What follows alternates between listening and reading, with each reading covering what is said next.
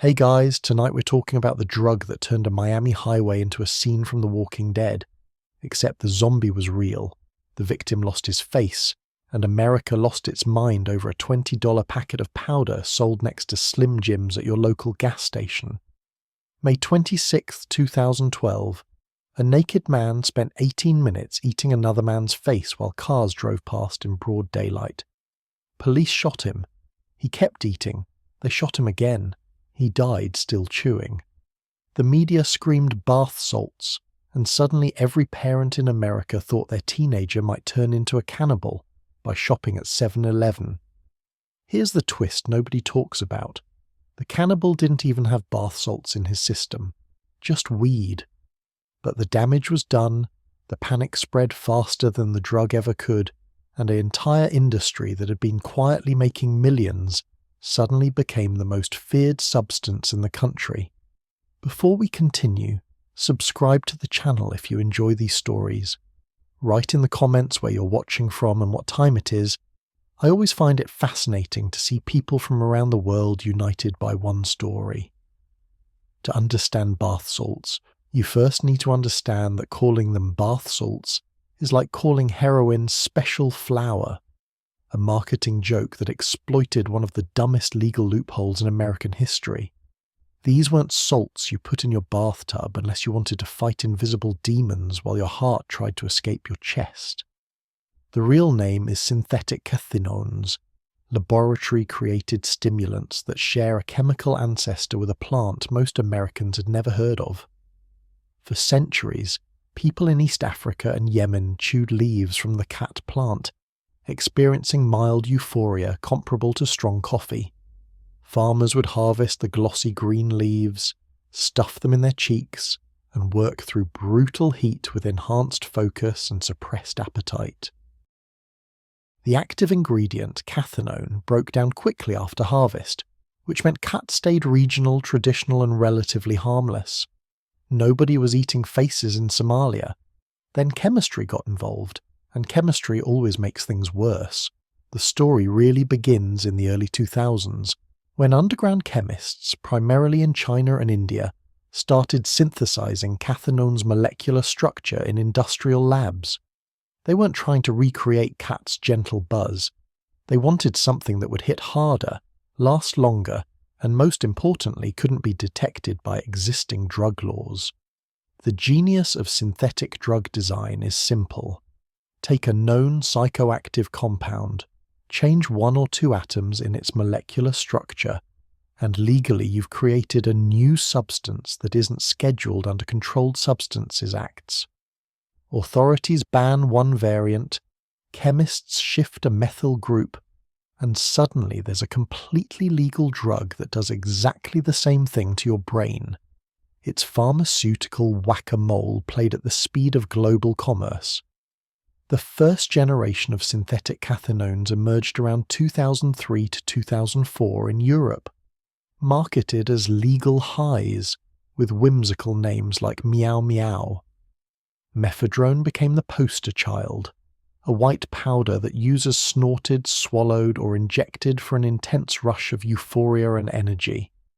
British clubbers loved it because it was legal, cheap, and available online with next-day shipping. By 2007, the stuff was everywhere in the UK, sold in head shops alongside lava lamps and rolling papers.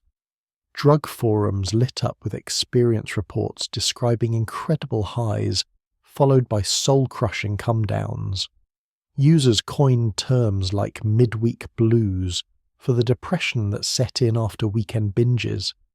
Emergency rooms started seeing young people with racing hearts, paranoid delusions, and body temperatures hot enough to cook their internal organs from the inside.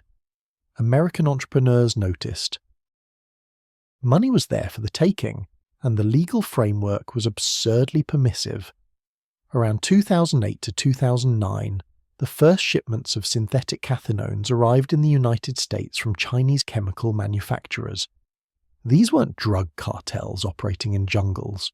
These were registered businesses with websites, customer service numbers, and shipping departments that treated MDPV the same as any other industrial chemical.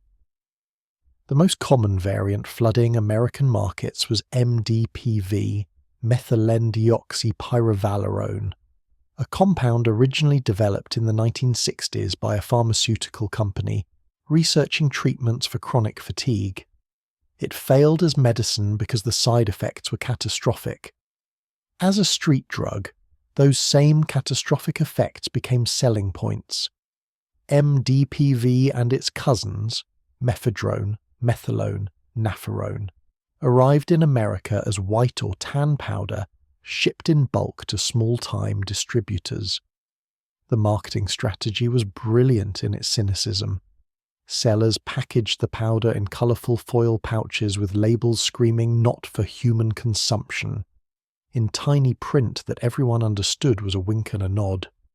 Brand names evoked purity and escape: Cloud9, Ivory Wave, Bliss, Vanilla Sky, White Lightning. The products were labelled as bath salts, plant food, or research chemicals, creating plausible deniability for everyone in the supply chain. Gas station owners could claim they thought they were selling actual bath products. Distributors insisted they catered to legitimate research. Users knew exactly what they were buying but paid cash and said nothing. The packaging looked like something from a rave in 1999. Neon colours, tribal designs, and fonts that screamed, "This will make you feel incredible." Pouches typically contain 200 to 500 milligrams of powder, enough for multiple doses, retailing between $20 and $50. For comparison, cocaine costs $60 to $80 per gram and required dealing with actual drug dealers who might rob you. Bath salts were legal, available at your neighbourhood convenience store, and didn't require awkward phone calls or sketchy parking lot meetings.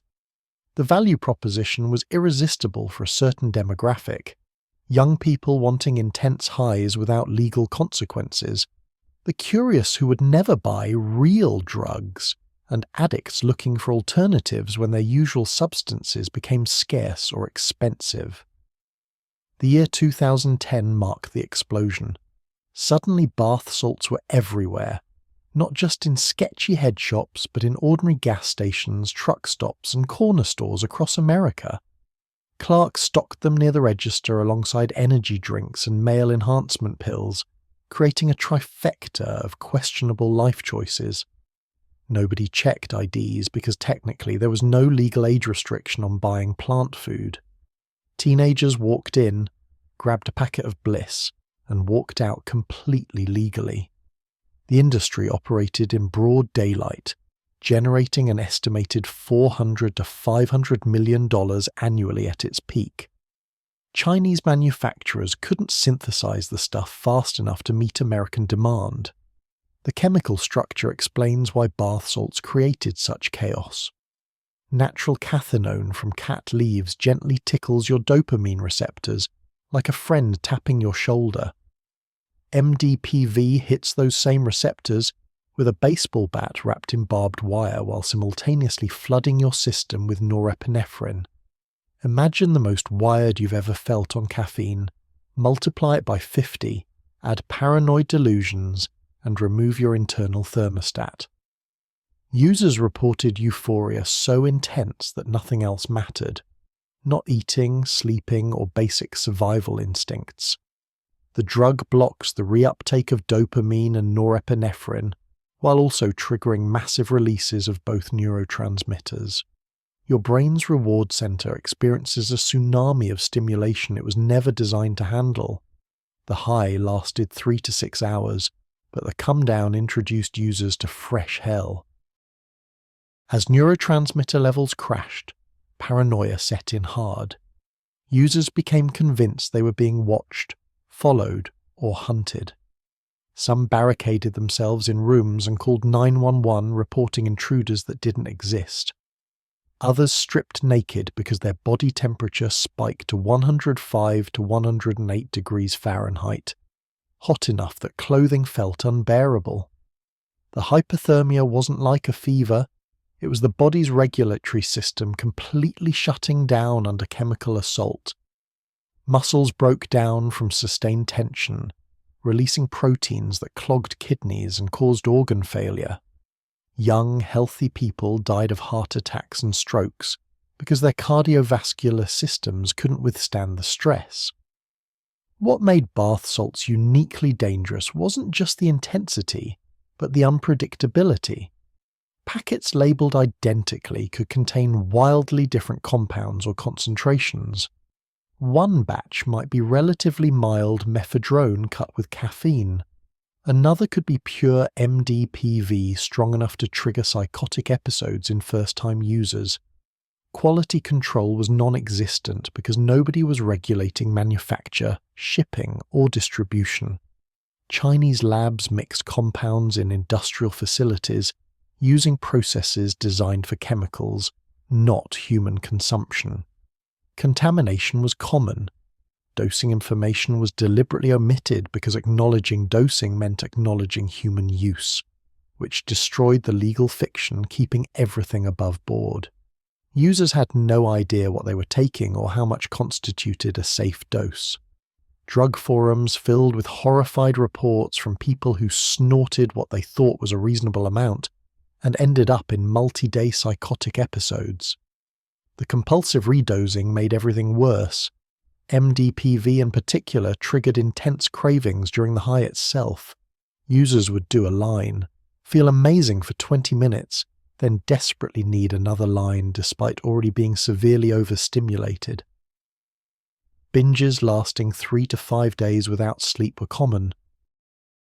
Human bodies aren't designed to go that long without rest, and the combination of sleep deprivation plus massive stimulant overdose created the perfect conditions for complete psychological breaks from reality. The addictiveness caught everyone off guard. Cocaine, methamphetamine, heroin. These drugs were known to be addictive, and users typically developed dependency over weeks or months. Bath salts reports included people claiming they were hooked after a single use. The neurological explanation made sense. The dopamine flood was so overwhelming that normal activities, food, sex, social interaction, suddenly felt bland and pointless by comparison. Brains accustomed to baseline dopamine levels couldn't adjust to having experienced levels 10 times higher than anything natural. Users chased that initial high with desperate intensity, increasing doses, mixing compounds, and ignoring increasingly severe side effects. Some ended up dosing every few hours around the clock, their lives collapsing into an endless cycle of getting high and scrambling to get high again. Nobody was tracking overdoses systematically in 2009 to 2010 because bath salts didn't show up on standard drug tests. Medical examiners would find dead young people with no obvious cause of death and no positive results for cocaine, amphetamines, or opioids. Toxicology couldn't detect synthetic cathinones without specifically looking for them, and most labs didn't have the equipment or protocols in place. Deaths were attributed to heart attacks, strokes, or unknown causes, while the actual culprit circulated freely. Emergency room doctors started noticing patterns. Patients arriving in extreme agitation, exhibiting superhuman strength, with life-threatening hypothermia and no conventional drug markers. The medical establishment was fighting an enemy it couldn't identify using tests designed for an earlier era of drug use. The darkest irony of the bath salts epidemic was that it existed because lawmakers tried to be smart about drug prohibition. Traditional drug bans targeted specific chemical compounds, which worked when drug manufacture was limited to growing plants or basic chemistry. Synthetic designers exploited this by creating analog drugs, substances substantially similar to banned drugs, but different enough to be technically legal. Congress had tried to close this loophole with the Federal Analog Act of 1986, which made analogues of Schedule 1 and 2 drugs illegal. But proving something was an analogue required prosecutors to demonstrate it was substantially similar in both structure and effect, which meant going to trial every single time. Overwhelmed prosecutors couldn't keep up. Chinese chemists stayed ahead by introducing new variants faster than the legal system could respond. By late 2010, the first casualties were piling up. Emergency rooms were overwhelmed, and law enforcement was frustrated beyond measure. Police would bust gas stations selling bath salts, seize the product, send it to labs for testing, and get results showing completely legal compounds. Prosecutors couldn't file charges. Owners restocked within days. The drug war apparatus built over decades to fight cocaine and heroin was completely useless against designer drugs sold legally in convenience stores. Cops watched people destroy their lives with substances they could do nothing about. The system had been outsmarted by basic chemistry and creative marketing. The victims were everywhere but invisible, suffering in hospital beds and psychiatric wards while the public remained largely unaware.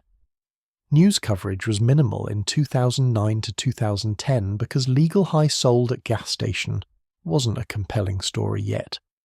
Local media occasionally reported bizarre incidents: a man attacking a police car with his bare hands, a woman screaming about demons in a Walmart parking lot, but didn't connect the dots.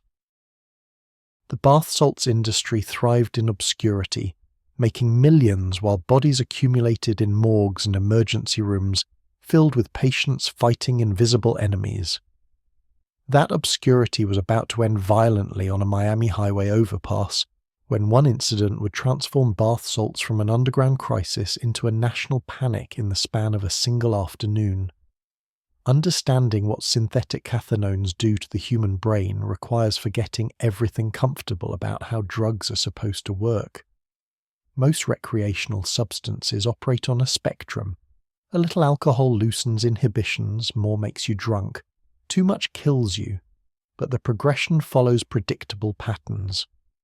Bath salts threw that rulebook into a fire and danced on the ashes. The pharmacology reads like a horror story written by neurologists who've seen too much. MDPV doesn't just stimulate the central nervous system, it hijacks the controls, floods the cockpit, and locks everyone out while the plane screams toward the ground. The mechanism starts with dopamine, the neurotransmitter responsible for pleasure, motivation, and reward.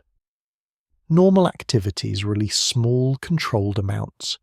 Good food might bump levels up 50%, sex maybe 100%, cocaine roughly 300%. These percentages exist within evolutionary boundaries the brain can handle.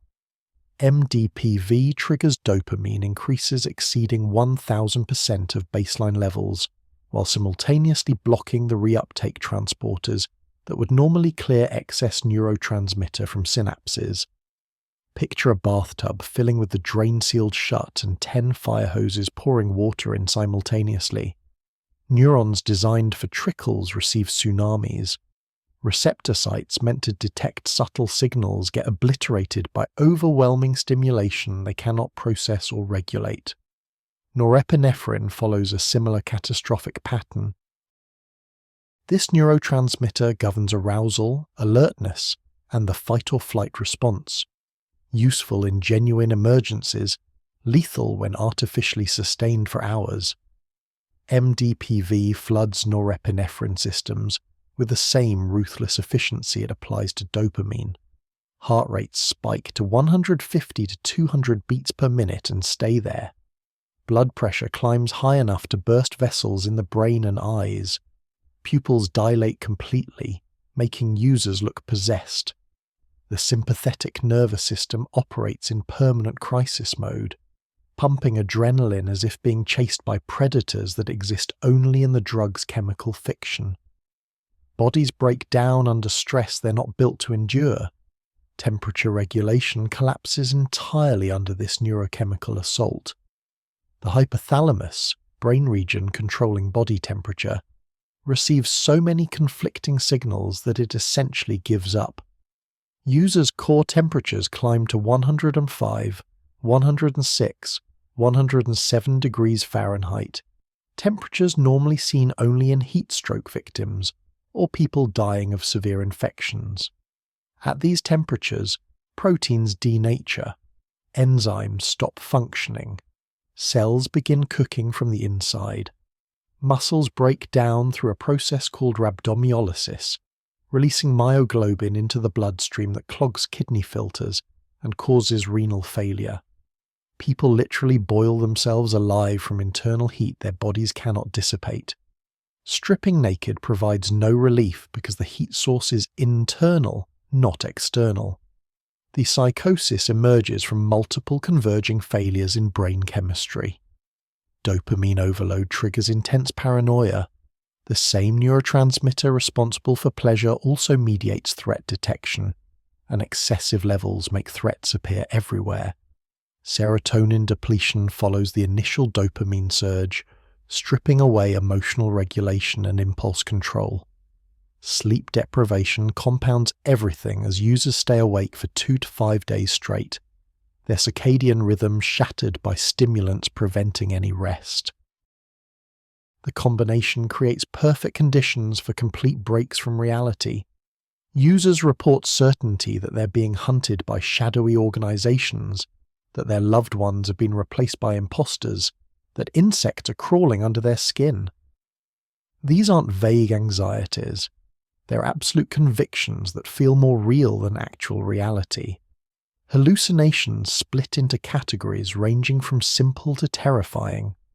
Visual distortions start mildly, shadows seeming to move, patterns shifting in peripheral vision.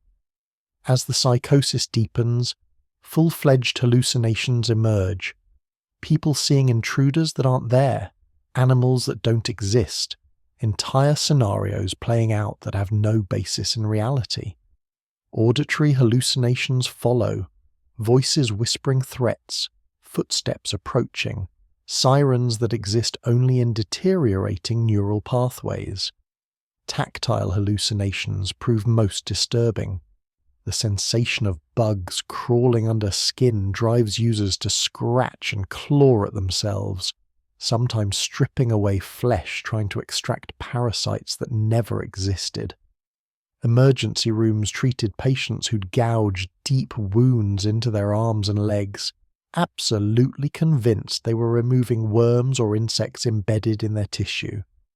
The superhuman strength reports sound like urban legends until the neurological explanation clarifies what's happening. Pain is a protective mechanism limiting how much force we exert.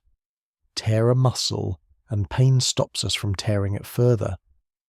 MDPV's norepinephrine flood overrides pain signaling so completely that users can exert maximum muscular force without the body's normal safety limits.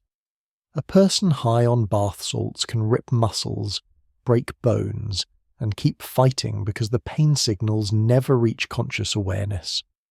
Police and medical staff report needing 4 to 6 people to restrain single individuals weighing 150 pounds. Tasers prove ineffective because the electrical disruption can't compete with the drug's chemical overload. Pepper spray does nothing when pain receptors are chemically disabled. The cardiovascular system faces impossible demands under this chemical siege. Heart muscle works harder than during marathon running, except instead of 3 to 4 hours, the strain continues for 6 to 12 hours or longer with binges.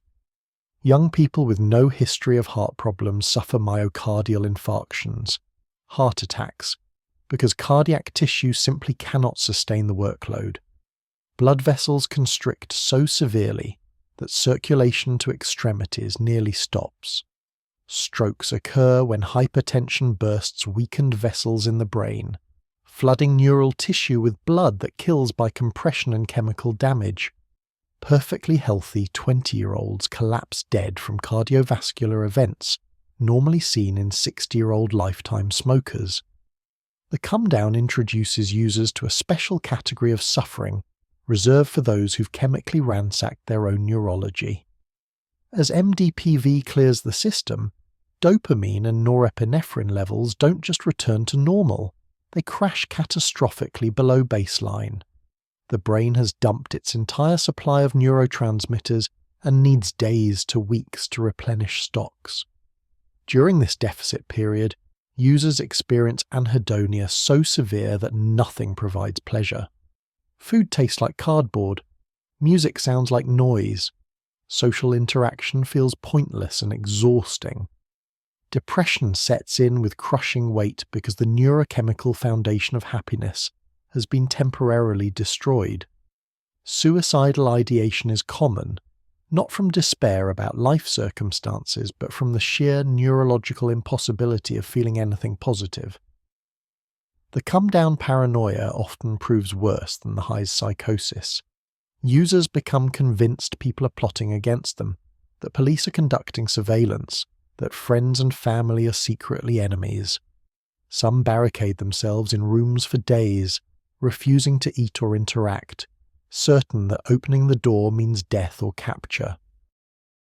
The paranoia feeds on sleep deprivation and neurochemical chaos, creating self-sustaining cycles of terror.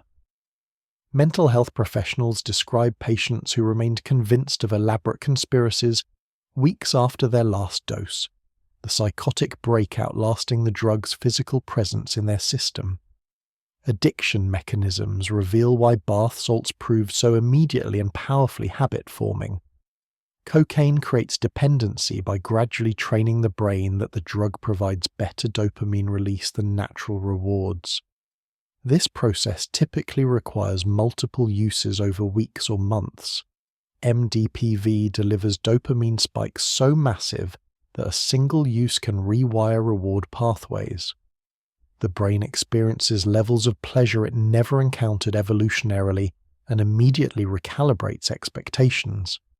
Natural rewards, sex, food, accomplishment, feel bland and pointless after experiencing the chemical supernova of MDPV.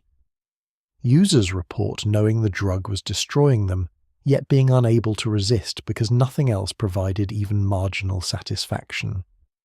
The compulsive redosing pattern emerged from MDPV's unique pharmacological profile. Most stimulants provide extended highs followed by gradual come-downs, giving users time between doses. MDPV peaks sharply within 15 to 30 minutes, then begins fading, triggering intense cravings while the user is still technically high. The urge to redose hits before the previous dose is even fully metabolized. Users find themselves doing line after line, knowing they're overdosing, unable to stop because the cravings overpower all rational thought. Binges involving dozens of doses over 24 to 72 hours became standard usage patterns. Bodies never got breaks to recover, and accumulating toxicity pushed users toward medical catastrophe. Animal studies conducted later revealed just how abnormally addictive synthetic cathinones proved compared to established drugs. Rats given access to MDPV chose it over food and water until they died of starvation or dehydration. The self-administration rates exceeded cocaine and methamphetamine, substances already known for extreme addictiveness. Researchers struggled to design studies because test animals would dose themselves to death if given unrestricted access. The findings suggested these synthetic compounds exploited reward pathways more efficiently than anything nature or previous drug chemistry had produced. Evolution prepared brains to resist some level of chemical manipulation. MDPV represented such extreme overstimulation that natural defenses became irrelevant. The variability between different synthetic cathinones added another layer of danger. Mephedrone provided comparatively mild stimulation closer to MDMA's empathogenic effects. Users felt energized and social without necessarily experiencing full psychosis. Methylone occupied a middle ground, stimulating but generally manageable at reasonable doses. MDPV sat at the extreme end, an unforgiving compound that pushed users toward medical crisis even in small amounts. The problem was packaging. Gas station packets labeled Cloud 9 might contain any of these compounds or mixtures thereof. Users expecting a gentle high got MDPV and spent the next 12 hours fighting demons while their brain cooked. No warning labels existed because admitting the actual use meant admitting criminal intent. The long-term neurological damage remained unclear in 2010 to 2011 because follow-up studies require years and cooperation from subjects who often disappeared into addiction, incarceration, or death. Preliminary findings suggested persistent changes to dopamine receptor density, brains physically altered by exposure to synthetic cathinones, with receptors downregulating to protect against future overstimulation. This adaptation meant former users struggled to feel pleasure from anything, possibly for months or years, potentially forever. Some reported persistent low-grade paranoia and anxiety long after quitting. Others developed tremors, cognitive deficits, and memory problems suggesting structural brain damage. The full cost was still being calculated while gas stations continued selling the stuff next to lottery tickets. The medical community found itself facing a drug crisis it couldn't properly diagnose or treat. Standard overdose protocols failed because bath salts didn't fit established categories. Benzodiazepines helped calm agitation, but didn't address the underlying neurochemical chaos. Antipsychotics took hours to work while patients needed immediate intervention. Cooling measures for hypothermia proved difficult when patients violently resisted being touched or restrained. Physical restraints became necessary, raising ethical questions about forcing medical treatment on people who genuinely believe they were being attacked. Emergency departments developed improvised protocols based on trial and error, often resorting to chemical sedation strong enough to essentially force unconsciousness until the worst effects wore off. The detection problem prevented accurate tracking of the epidemic's true scale. Synthetic cathinones required specialized testing most labs didn't offer. Medical examiners couldn't confirm bath salts deaths without specific toxicology panels that cost extra money and required knowing what to look for. Many deaths attributed to excited delirium or unexplained cardiac events likely involved synthetic cathinones never detected because nobody ordered the right tests. The invisible epidemic continued spreading while official statistics massively undercounted casualties. Families buried loved ones never knowing exactly what killed them, and public health officials made policy decisions based on incomplete data that underestimated the crisis severity by orders of magnitude. Online drug forums became accidental research databases as users documented their experiences in real time. Trip reports described dosages, effects, combinations, and disasters with clinical detail that would make pharmacologists weep. These anonymous confessionals revealed patterns invisible to formal research. Which batches caused the worst psychosis, which brands seemed particularly dangerous, how long the come-down lasted, what helped, and what made things worse. The information was crowdsourced, unverified, and often contradictory, but it moved faster than academic publishing and reached people actually using the drugs. Users warned each other about bad batches and shared harm reduction techniques while researchers were still writing grant proposals. The legal fiction that allowed bath salts to proliferate, labeling them not for human consumption, created a bizarre situation where everyone involved pretended not to understand what was happening. Gas station owners claimed they thought they sold plant food despite nobody ever using it on plants. Distributors insisted the products served research purposes despite never seeing a laboratory. Law enforcement knew exactly what was being sold but couldn't prosecute without proof of intent. The charade allowed an industry causing psychotic breaks and deaths to operate openly because proving what everyone already knew required legal standards the system couldn't meet. America watched its own citizens turn into zombies while technically following the law's letter, if not its spirit. The business model was absurdly simple. Buy white powder from China for $100 per kilogram, repackage it into colourful pouches at home, sell each pouch for $25 to $40, and watch money pour in faster than any legitimate enterprise could generate it. By 2009, small-time entrepreneurs across America discovered they could become millionaires selling drugs legally from their kitchen tables. No cartel connections required, no risk of arrest, no violent competition, just a laptop, a connection to Alibaba, and complete moral flexibility about what happened after customers opened those shiny packages. The supply chain started in industrial zones outside Guangzhou and Shanghai, where chemical factories produced everything from legitimate pharmaceuticals to pesticides to research chemicals existing in legal grey zones. These weren't clandestine operations hidden in jungles. Factory owners maintained business licenses, paid taxes, and advertised openly on global commerce platforms. A buyer could browse synthetic cathinone listings the same way they'd shop for bulk clothing or electronics. Product descriptions listed purity percentages, minimum order quantities, and shipping timelines with corporate professionalism. Customer service representatives answered emails in broken English, negotiated prices, and arranged DHL express shipping, as if the transaction involved office supplies rather than compounds that would cause psychotic breaks in American teenagers. Manufacturers faced zero legal consequences in China because synthetic cathinones weren't controlled substances under Chinese law. The government cared about drugs consumed domestically, and Chinese citizens showed little interest in MDPV or mephedrone when traditional methamphetamine was readily available. Export regulations focused on precursor chemicals used in established drug manufacture, not novel synthetics created specifically to evade such restrictions.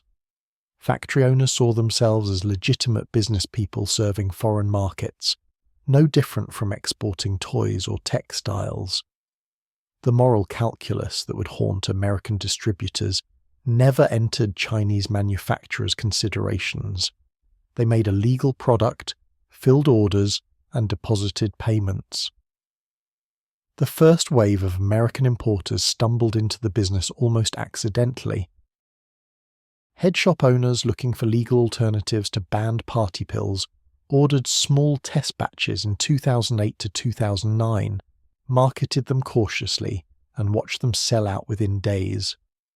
Word spread through entrepreneur forums and get-rich-quick communities online. People who'd never touched illegal drugs saw an opportunity requiring minimal investment and offering extraordinary returns. A $5,000 initial order could generate $200,000 in revenue within months. The profit margins made cocaine trafficking look like running a lemonade stand. Repackaging operations range from sophisticated to comically amateurish. Professional distributors invested in heat-sealing machines, printed foil pouches with custom graphics, and maintained something resembling quality control.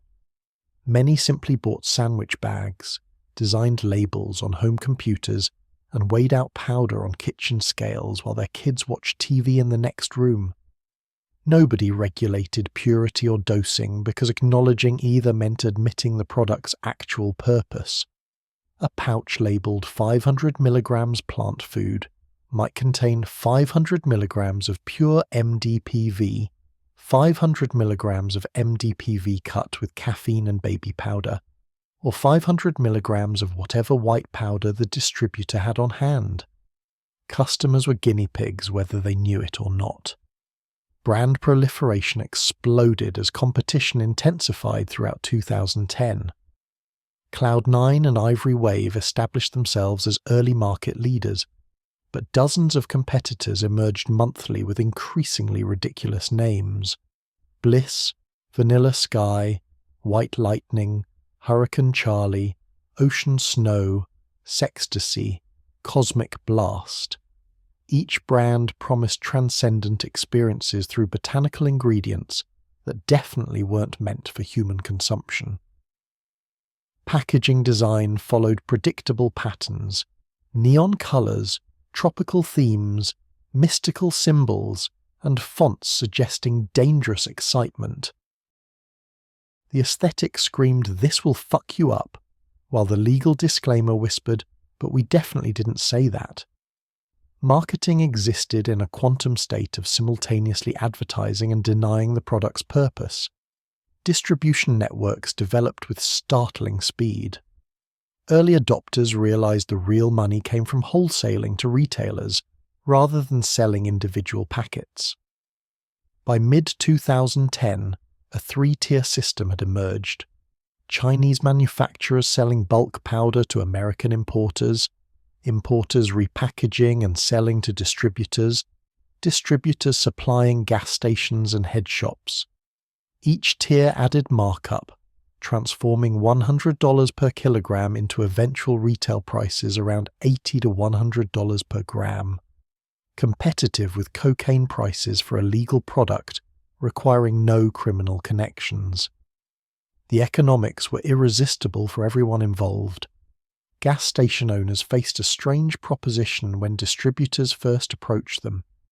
A sales rep would walk in, explain they had a legal product popular with young adults, show impressive profit margins, and promise the stuff flew off shelves. The pitch emphasized legality and plausible deniability. We call it bath salts. You stock it near the register. Customers know what it is, but technically we're all selling bath products. Station owners could refuse and watch competitors capture a lucrative market, or stock the products and boost revenue during a recession when every dollar mattered. Most chose profit over principle, especially when the distributor explained that nothing they were doing violated any laws currently on the books.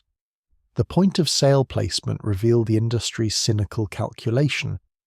Bath salts appeared near registers alongside energy drinks, male enhancement pills, and kratom extracts, a constellation of substances offering chemical enhancement through legal loopholes.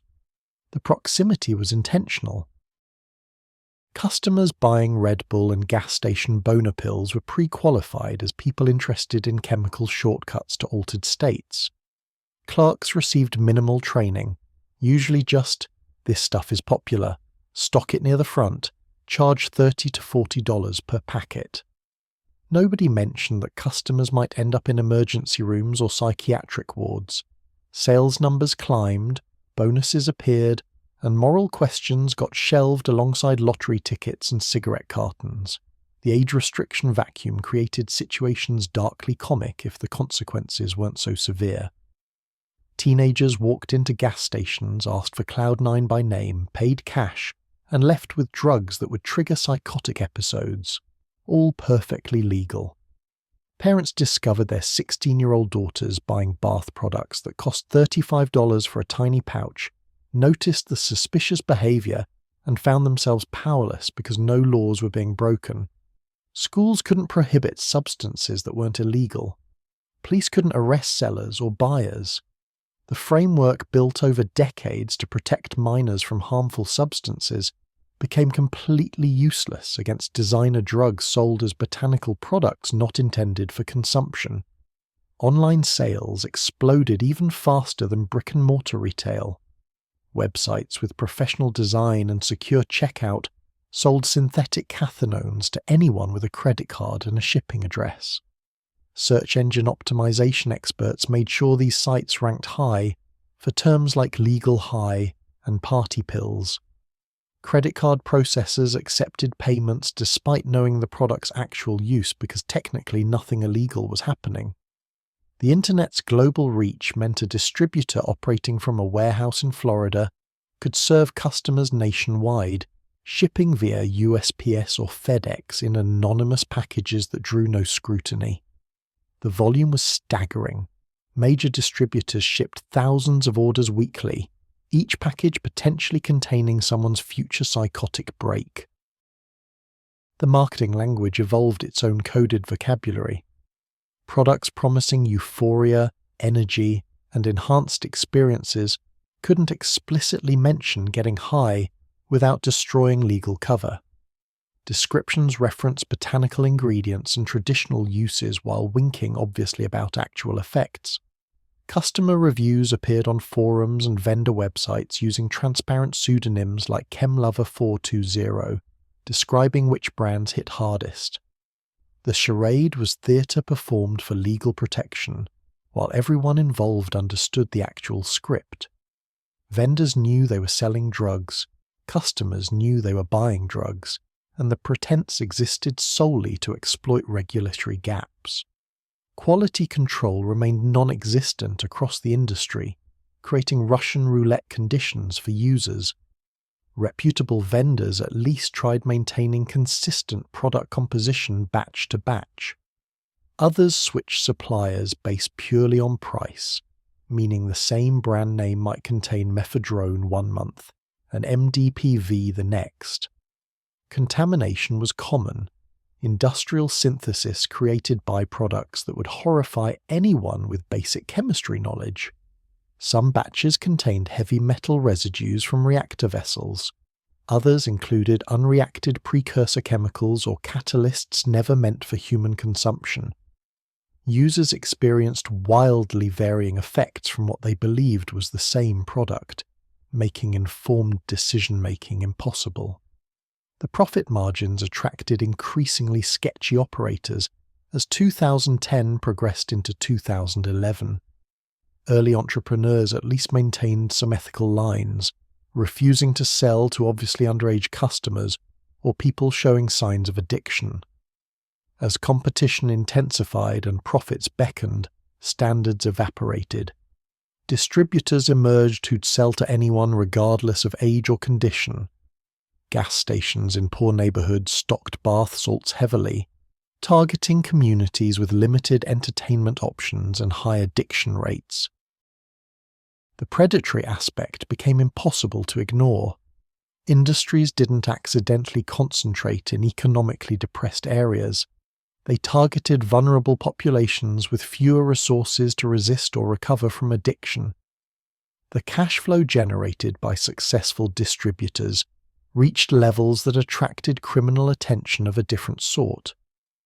IRS agents noticed people filing taxes showing sudden wealth from botanical supply businesses operating from residential addresses. DEA couldn't act because the substances were legal, but they watched with frustration as obvious drug dealers operated openly. Some distributors laundered money through legitimate businesses, buying car washes and restaurants to explain sudden affluence.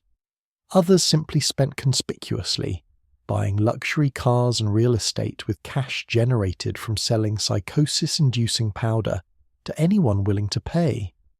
Trade shows and conventions emerged catering to the legal highs industry, events as surreal as they were cynical. Vendors displayed products in professional booths, discussing marketing strategies and manufacturing improvements as if they were selling any legitimate consumer product. Packaging companies advertised custom designs. Testing labs offered purity analysis services. The veneer of respectability was paper-thin but legally sufficient. Everyone involved understood exactly what they were doing but maintained plausible deniability through careful language and technical compliance with laws not designed for this situation. The international dimension revealed how globalization enabled the crisis. Chinese manufacturers wouldn't have bothered developing synthetic cathinones without American demand. American distributors couldn't have sourced product without Chinese willingness to manufacture and ship. Express shipping companies unwittingly facilitated the trade by delivering packages no one inspected closely. The internet connected all parties across thousands of miles, creating supply chains that operated at light speed compared to traditional drug trafficking. A new synthetic could be developed in a Chinese lab on Monday, ordered by an American distributor on Wednesday, and available in gas stations by the following week. The recession timing proved critical to the epidemic's spread. The 2008 financial crisis left millions unemployed or underemployed, looking for any income source. Small-time entrepreneurs who'd lost jobs or businesses saw bath salts distribution a salvation. Low startup costs, massive margins, and legal operation. Gas stations struggling with declining fuel profits welcomed any high-margin product that moved quickly. Consumers seeking escape from economic despair found cheap legal highs more accessible than therapists or antidepressants. The entire economy was primed for a product that promised profit to sellers and relief to buyers, regardless of actual costs. The industry's total revenue at peak remains difficult to calculate precisely, but estimates suggested $400 to $500 million annually by late 2011. Consider that figure represented just the legal market, the tracked sales through registered businesses, underground sales, international markets, and unreported transactions likely doubled actual totals. For comparison, that revenue exceeded many legitimate pharmaceutical products while requiring minimal infrastructure and zero research investment. The return on investment was otherworldly. Factories produced powder for pennies per dose that retailed for dollars, with most of the markup captured by middlemen who simply repackaged and distributed. The velocity of money through the system was extraordinary. A gas station might sell $2,000 worth of bath salts weekly from a few square feet of display space. Multiply that across thousands of locations nationwide, and suddenly the numbers explain why stopping the trade proved so difficult. Too many people were making too much money too easily. Station owners didn't want to give up revenue streams that kept their businesses afloat. Distributors couldn't imagine returning to normal jobs after making 6 or 7 figures annually from bedroom operations. The economic incentives aligned perfectly against public health concerns, creating a situation where everyone profiting had strong motivation to maintain the status quo, while victims accumulated in emergency rooms and morgues. The legislative response crawled forward while the industry sprinted ahead, demonstrating how regulatory systems designed for slower eras couldn't cope with internet-speed commerce and synthetic chemistry. States began individual bans in late 2010 and early 2011, creating a patchwork of laws that barely inconvenienced distributors.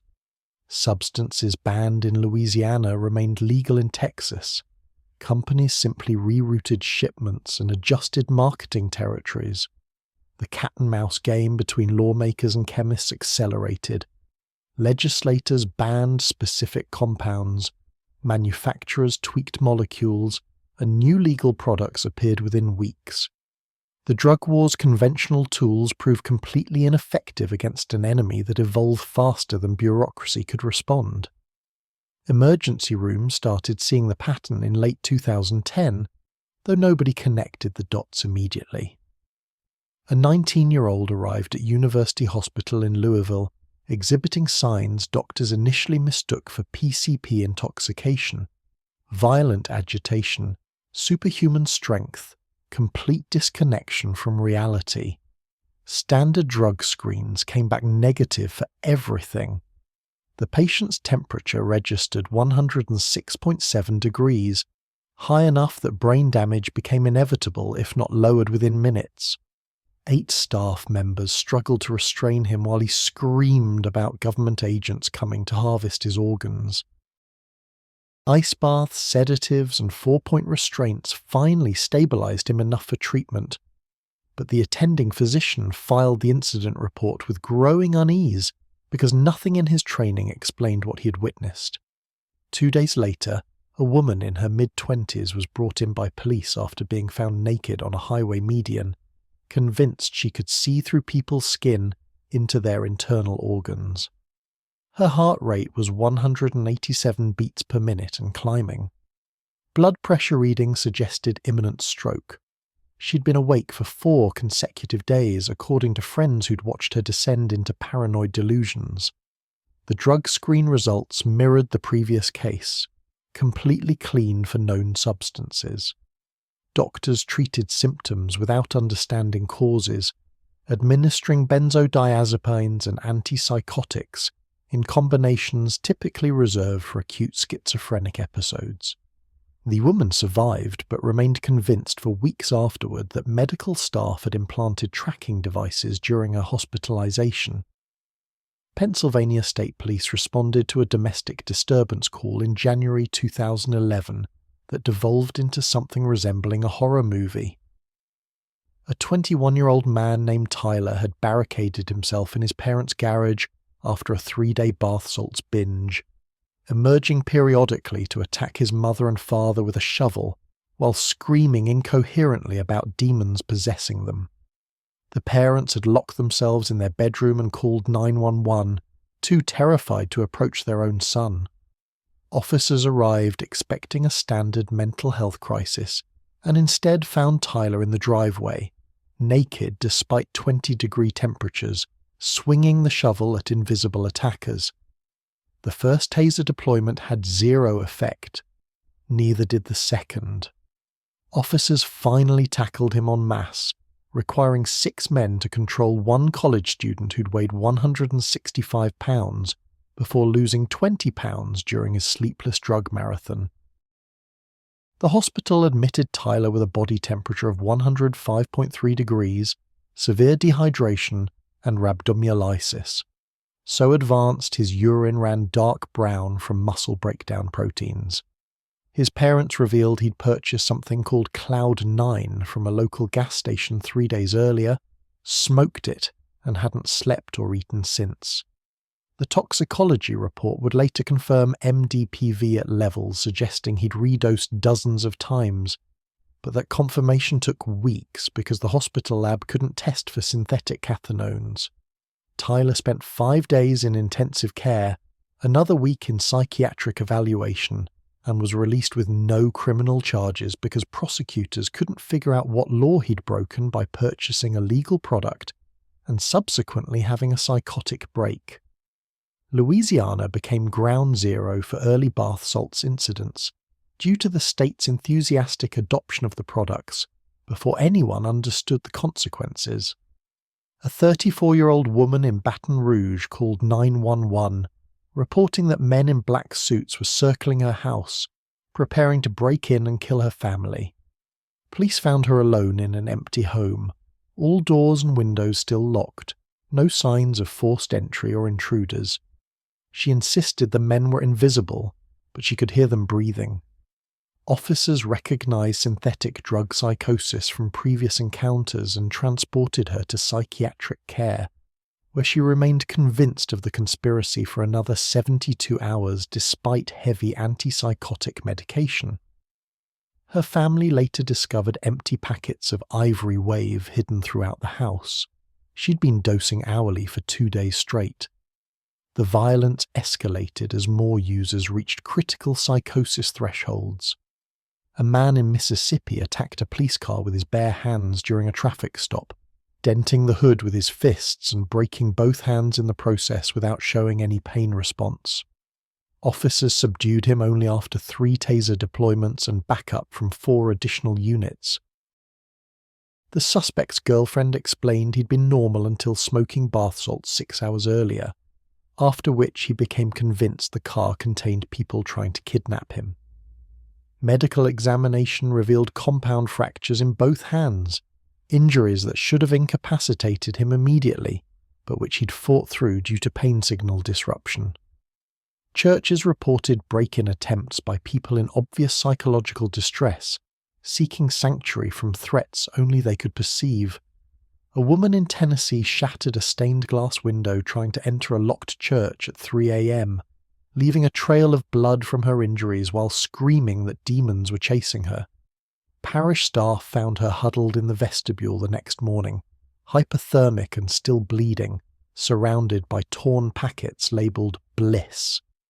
She'd purchased the bath salts from a truck stop 8 hours earlier and consumed the entire package in a single session, triggering paranoid delusions so severe she couldn't recognize her own reflection in the church windows. Medical examiners began documenting deaths that defied conventional drug overdose patterns. A 23-year-old in Florida died of cardiac arrest after a bath salts binge, but the autopsy revealed his heart showed damage consistent with someone who'd run multiple consecutive marathons, tissue destruction from sustained maximum exertion. A woman in Ohio died from hypothermia complications after her core temperature reached 108.9 degrees, a reading the coroner initially assumed was measurement error until liver and brain tissue samples confirmed heat damage throughout her organs. These deaths occurred in people with no underlying health conditions, no history of drug abuse, and no conventional substances in their systems except compounds most labs couldn't identify. The pattern recognition problem stemmed from toxicology limitations and jurisdictional fragmentation. A case in Louisiana couldn't be compared to a case in Pennsylvania because the states didn't share databases and the testing protocols differed.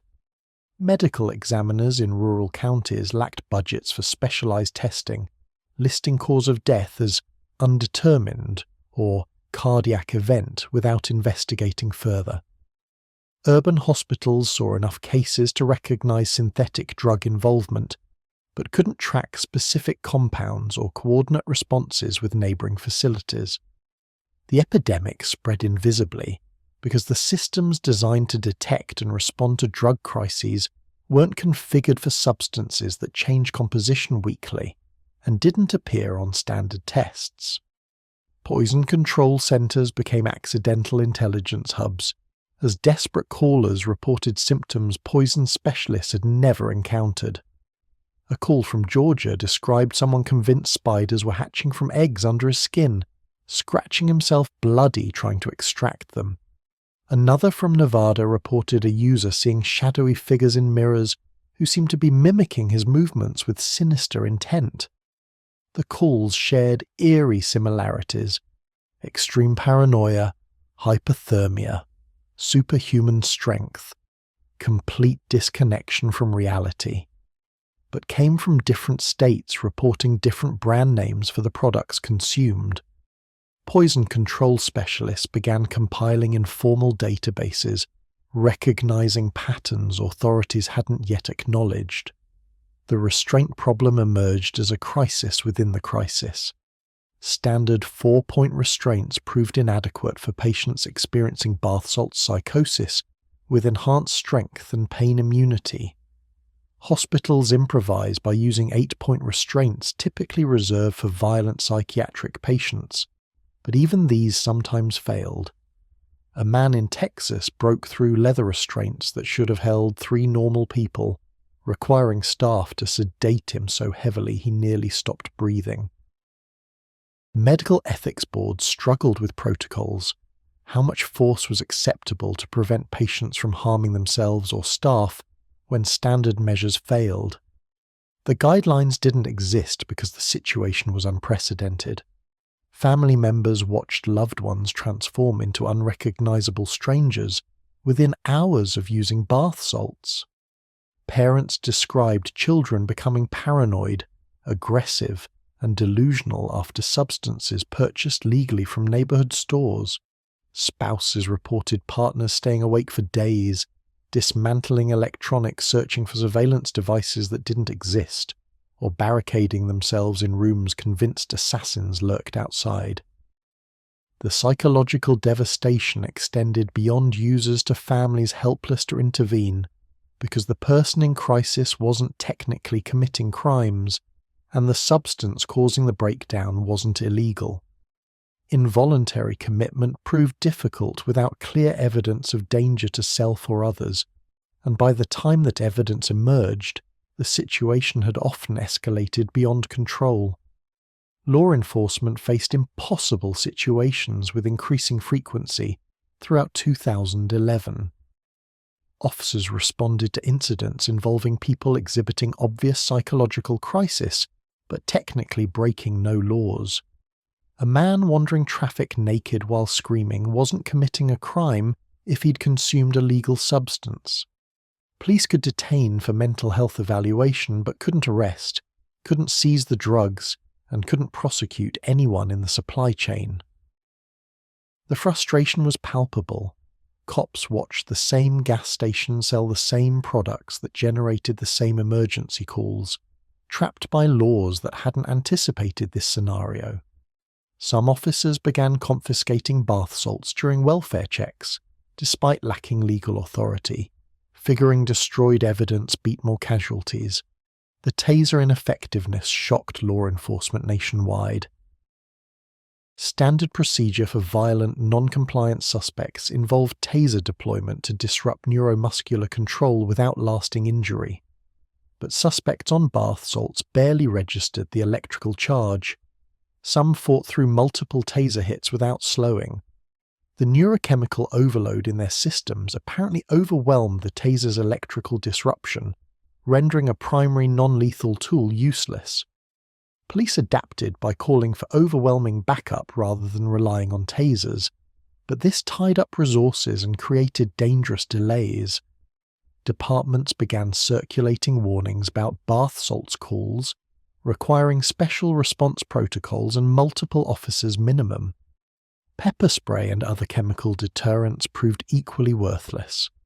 OC spray works by causing intense pain in mucous membranes, forcing suspects to shut their eyes and stop resisting. Users high on MDPV felt no pain response, allowing them to fight through exposures that would incapacitate normal people. Officers reported spraying suspects directly in the face at close range with zero effect. The target continued attacking as if nothing had happened. The implications were terrifying. Non-lethal tools that had served law enforcement for decades suddenly became useless against a growing population of suspects who couldn't feel pain and possessed enhanced strength. The medical bills from bath salts incidents reached catastrophic levels. A typical emergency room visit for bath salt psychosis required 6 to 12 hours of treatment involving multiple staff members, expensive sedatives, imaging to check for strokes or organ damage, and often ICU admission. Costs easily exceeded $20,000 to $30,000 per incident. Many users lacked health insurance, leaving hospitals absorbing losses. Repeat users visited emergency rooms multiple times monthly, generating hundreds of thousands in unpaid medical bills. The financial burden on healthcare systems became severe enough that hospital administrators began lobbying state legislatures for help, adding economic pressure to the mounting public health catastrophe. The psychiatric aftermath proved particularly cruel. Users who survived acute intoxication often faced weeks of residual paranoia and depression. Some developed PTSD from their own drug experiences, traumatized by memories of terrifying hallucinations that felt completely real at the time.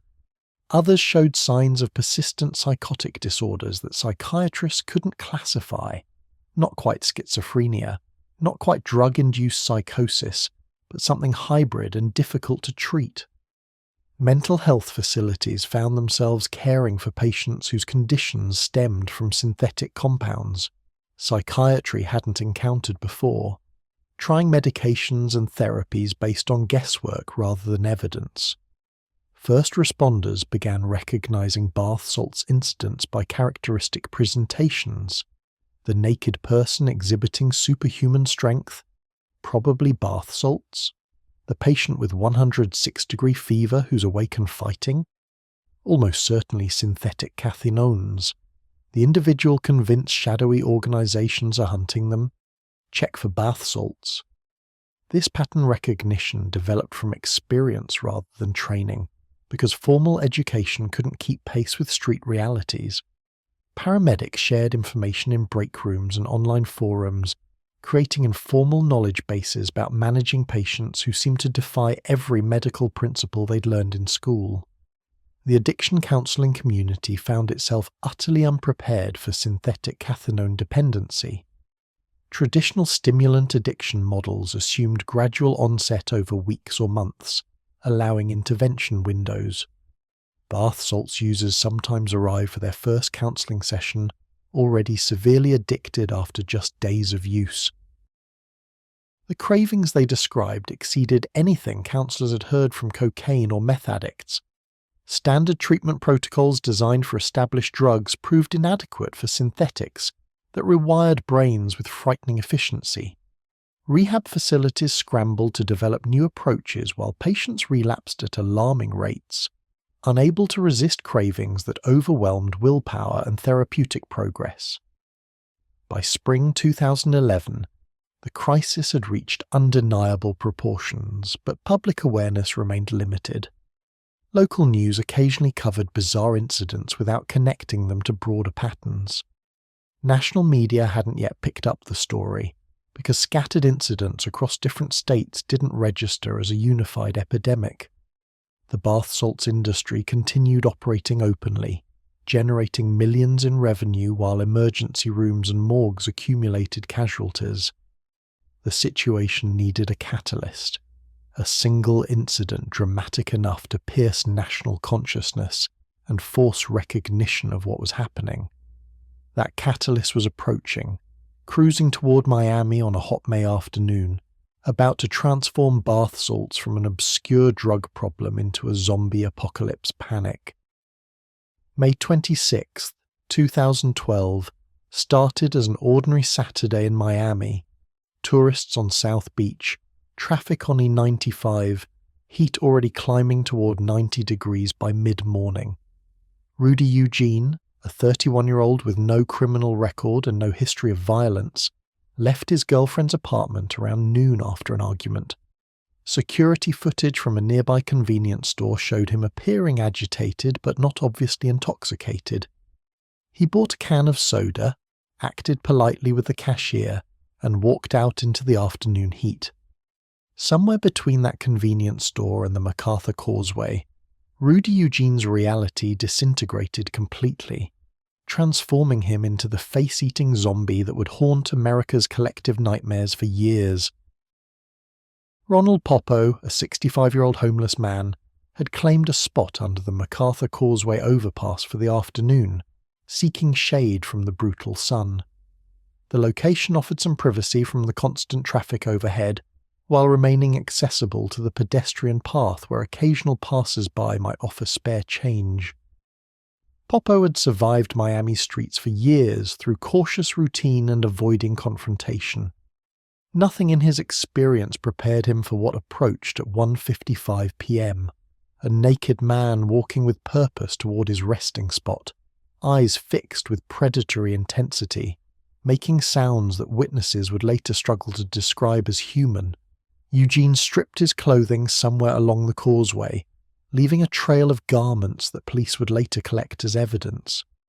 The removal of clothes is common in severe stimulant overdoses as body temperature climbs beyond tolerance. But Eugene's nakedness carried additional significance. He'd shed not just physical garments, but any remaining connection to social norms or self-preservation instincts. Witnesses in passing cars noticed the naked man but didn't stop. Miami weirdness. Someone's bad day. Not my problem. The urban calculus that keeps people driving past situations that might require intervention. The attack began without warning or provocation. Eugene approached Poppo and immediately started beating him, raining blows on the homeless man with strength, amplified by whatever chemicals flooded his system.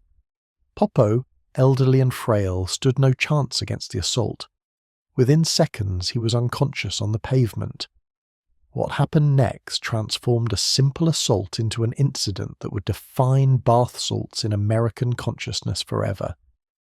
Eugene bent over Poppo's face and began biting, tearing away flesh with his teeth, consuming pieces of another human being while traffic continued overhead, and witnesses called 911 in horror. The first 911 call came at 1:57 p.m. from a cyclist who'd seen the naked man attacking someone under the causeway. The dispatcher sent units while the caller described the scene with a rising panic. The attacker was eating the victim's face, actually eating it. This wasn't a fight or an assault, but something far worse. More calls flooded in as drivers on the causeway caught glimpses of the horror below. Dispatchers struggled to process reports that seemed impossible. People don't eat each other on highways in broad daylight in major American cities. But the calls kept coming, each describing the same nightmare scenario playing out in real time. Officer Jose Ramirez arrived at 2:13 p.m., 18 minutes into an attack that had already caused catastrophic damage to Popo's face. Ramirez exited his patrol car and confronted a scene that would stay with him permanently. Eugene crouched over Popo, blood covering his face and chest, actively chewing flesh he'd torn from the victim. Ramirez shouted commands to stop and step back. Eugene turned his head, made eye contact and returned to eating. The officer pulled his service weapon and repeated commands, voice rising. Eugene ignored him completely, so focused on his victim that an armed police officer pointing a gun triggered no response whatsoever. Ramirez fired once, hitting Eugene in the torso. The shot barely interrupted the attack. Eugene paused, looked at the officer again with blank eyes that suggested nobody was home behind them, and resumed biting Popo's face. The complete absence of pain response or survival instinct confirmed Ramirez was dealing with something beyond normal drug intoxication or mental illness. He fired again and again and again. 4 total shots before Eugene finally collapsed, dying on the pavement still positioned over his victim. The entire confrontation lasted less than a minute, but those seconds crystallized the bath salts panic that would sweep the nation. Paramedics arrived to a scene of stunning carnage. Popo had lost approximately 75% of his facial tissue, including both eyes, his nose, significant portions of his cheeks, and parts of his forehead. The injuries were so severe that first responders initially believed he was dead. Then he moved. Impossibly somehow, Popo remained alive despite trauma that should have been instantly fatal from shock and blood loss alone. The medical team stabilized him on scene before rushing to Jackson Memorial Hospital, where surgeons would spend hours attempting to save whatever remained of his life and face. The prognosis was grim. Even if he survived, quality of life questions loomed impossibly large. Eugene's body was transported to the medical examiner's office, where the autopsy would reveal undigested human tissue in his stomach, confirming the attack's cannibalistic nature beyond any doubt. Preliminary assumptions pointed immediately to bath salts based on the behavioral presentation: nakedness, superhuman strength, imperviousness to pain, complete psychotic break. The Miami-Dade Police Department held a press conference that evening, with officials cautiously suggesting synthetic drugs might be involved while awaiting toxicology results. That caution evaporated instantly when media seized the story. The words bath salts and face eating combined in headlines produced a viral explosion unlike anything the drug world had seen. Within hours, every major news network ran the story with increasingly sensational framing. "Zombie apocalypse in Miami," screamed one headline. "Bath salts turn a man into cannibal," declared another. Cable news ran the story on continuous loops, showing aerial footage of the crime scene, displaying Eugene's driver's license photo next to computer-generated renderings of the attack's violence. The coverage transformed a local tragedy into a national panic attack, with bath salts suddenly positioned as the drug that could turn your neighbour into a flesh-eating monster. Social media amplified the hysteria beyond any traditional media capacity. Twitter trending topics included #MiamiZombie, #BathSalts, and #ZombieApocalypse, with users sharing the story millions of times within 24 hours. Facebook posts warning friends about the dangers of bath salts spread like chain letters. YouTube videos analysing the attack garnered hundreds of thousands of views. The story hit every demographic. Parents terrified their teenagers might turn into cannibals, young people morbidly fascinated by the extreme horror, paranoid individuals convinced the zombie apocalypse had begun. America's cultural conversation pivoted on a dime to obsess over a drug most people had never heard of 48 hours earlier. The media narrative crystallized with stunning speed. Bath salts were zombie drugs that caused cannibalism, superhuman strength, and psychotic violence. The fact that Eugene's attack was an extreme outlier among bath salts cases didn't matter. The fact that hundreds of thousands of people had used synthetic cathinones without eating anyone's face became irrelevant. One incident defined the entire phenomenon because it was so horrifying, so visual, so perfectly designed to trigger primal fears about losing humanity and becoming monsters. Truth became secondary to the story's visceral power. International media picked up the story within 48 hours. British tabloids ran with American face-eating zombie drug terror headlines. European news programs discussed American drug culture with mixture of horror and fascination. The story translated effortlessly across language barriers because cannibalism transcends cultural context as a universal taboo. Bath salts became globally synonymous with zombie behavior, fixing the drug's reputation in ways that would persist long after the actual facts emerged. The brand damage was permanent and instantaneous. The irony was already developing even as the media frenzy peaked. Eugene's toxicology results would take weeks to process, but preliminary screening showed only marijuana in his system. No synthetic cathinones, no bath salts, nothing that would explain the attack beyond cannabis that definitely doesn't cause face-eating behavior. The medical examiner's office tried floating alternative theories: undiagnosed mental illness, religious delusion, extreme heat exposure. None gained traction because the bath salts narrative had already cemented itself in public consciousness. The truth didn't matter anymore. The story was too good to kill with facts. Ronald Poppo's survival became a secondary story that reminded America of the attack's human cost. He emerged from surgery blind, permanently disfigured, requiring ongoing care he'd never be able to afford as a homeless man with no resources. The media covered his condition with sympathy, while simultaneously using his injuries to illustrate the bath salt's danger.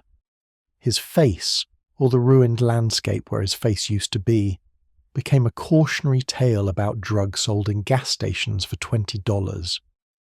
The tragedy for Poppo was that his victimization occurred in an attack likely having nothing to do with the drug he'd be forever associated with. Copycat panic swept the nation in the weeks following the Miami incident. Every violent crime vaguely resembling the Eugene attack got framed as potential bath salt psychosis. A man in Louisiana bit a nursing home resident. Bath salts. Someone in Illinois attacked a neighbor while naked. Synthetic drugs. A teenager in California exhibited aggressive behavior and required restraint. Must be those zombie drugs from gas stations. Law enforcement and media created a feedback loop where any bizarre violence was attributed to bath salts, regardless of actual evidence, reinforcing the panic narrative with each new incident reported. The political response materialized with speed that stunned anyone familiar with typical legislative timelines.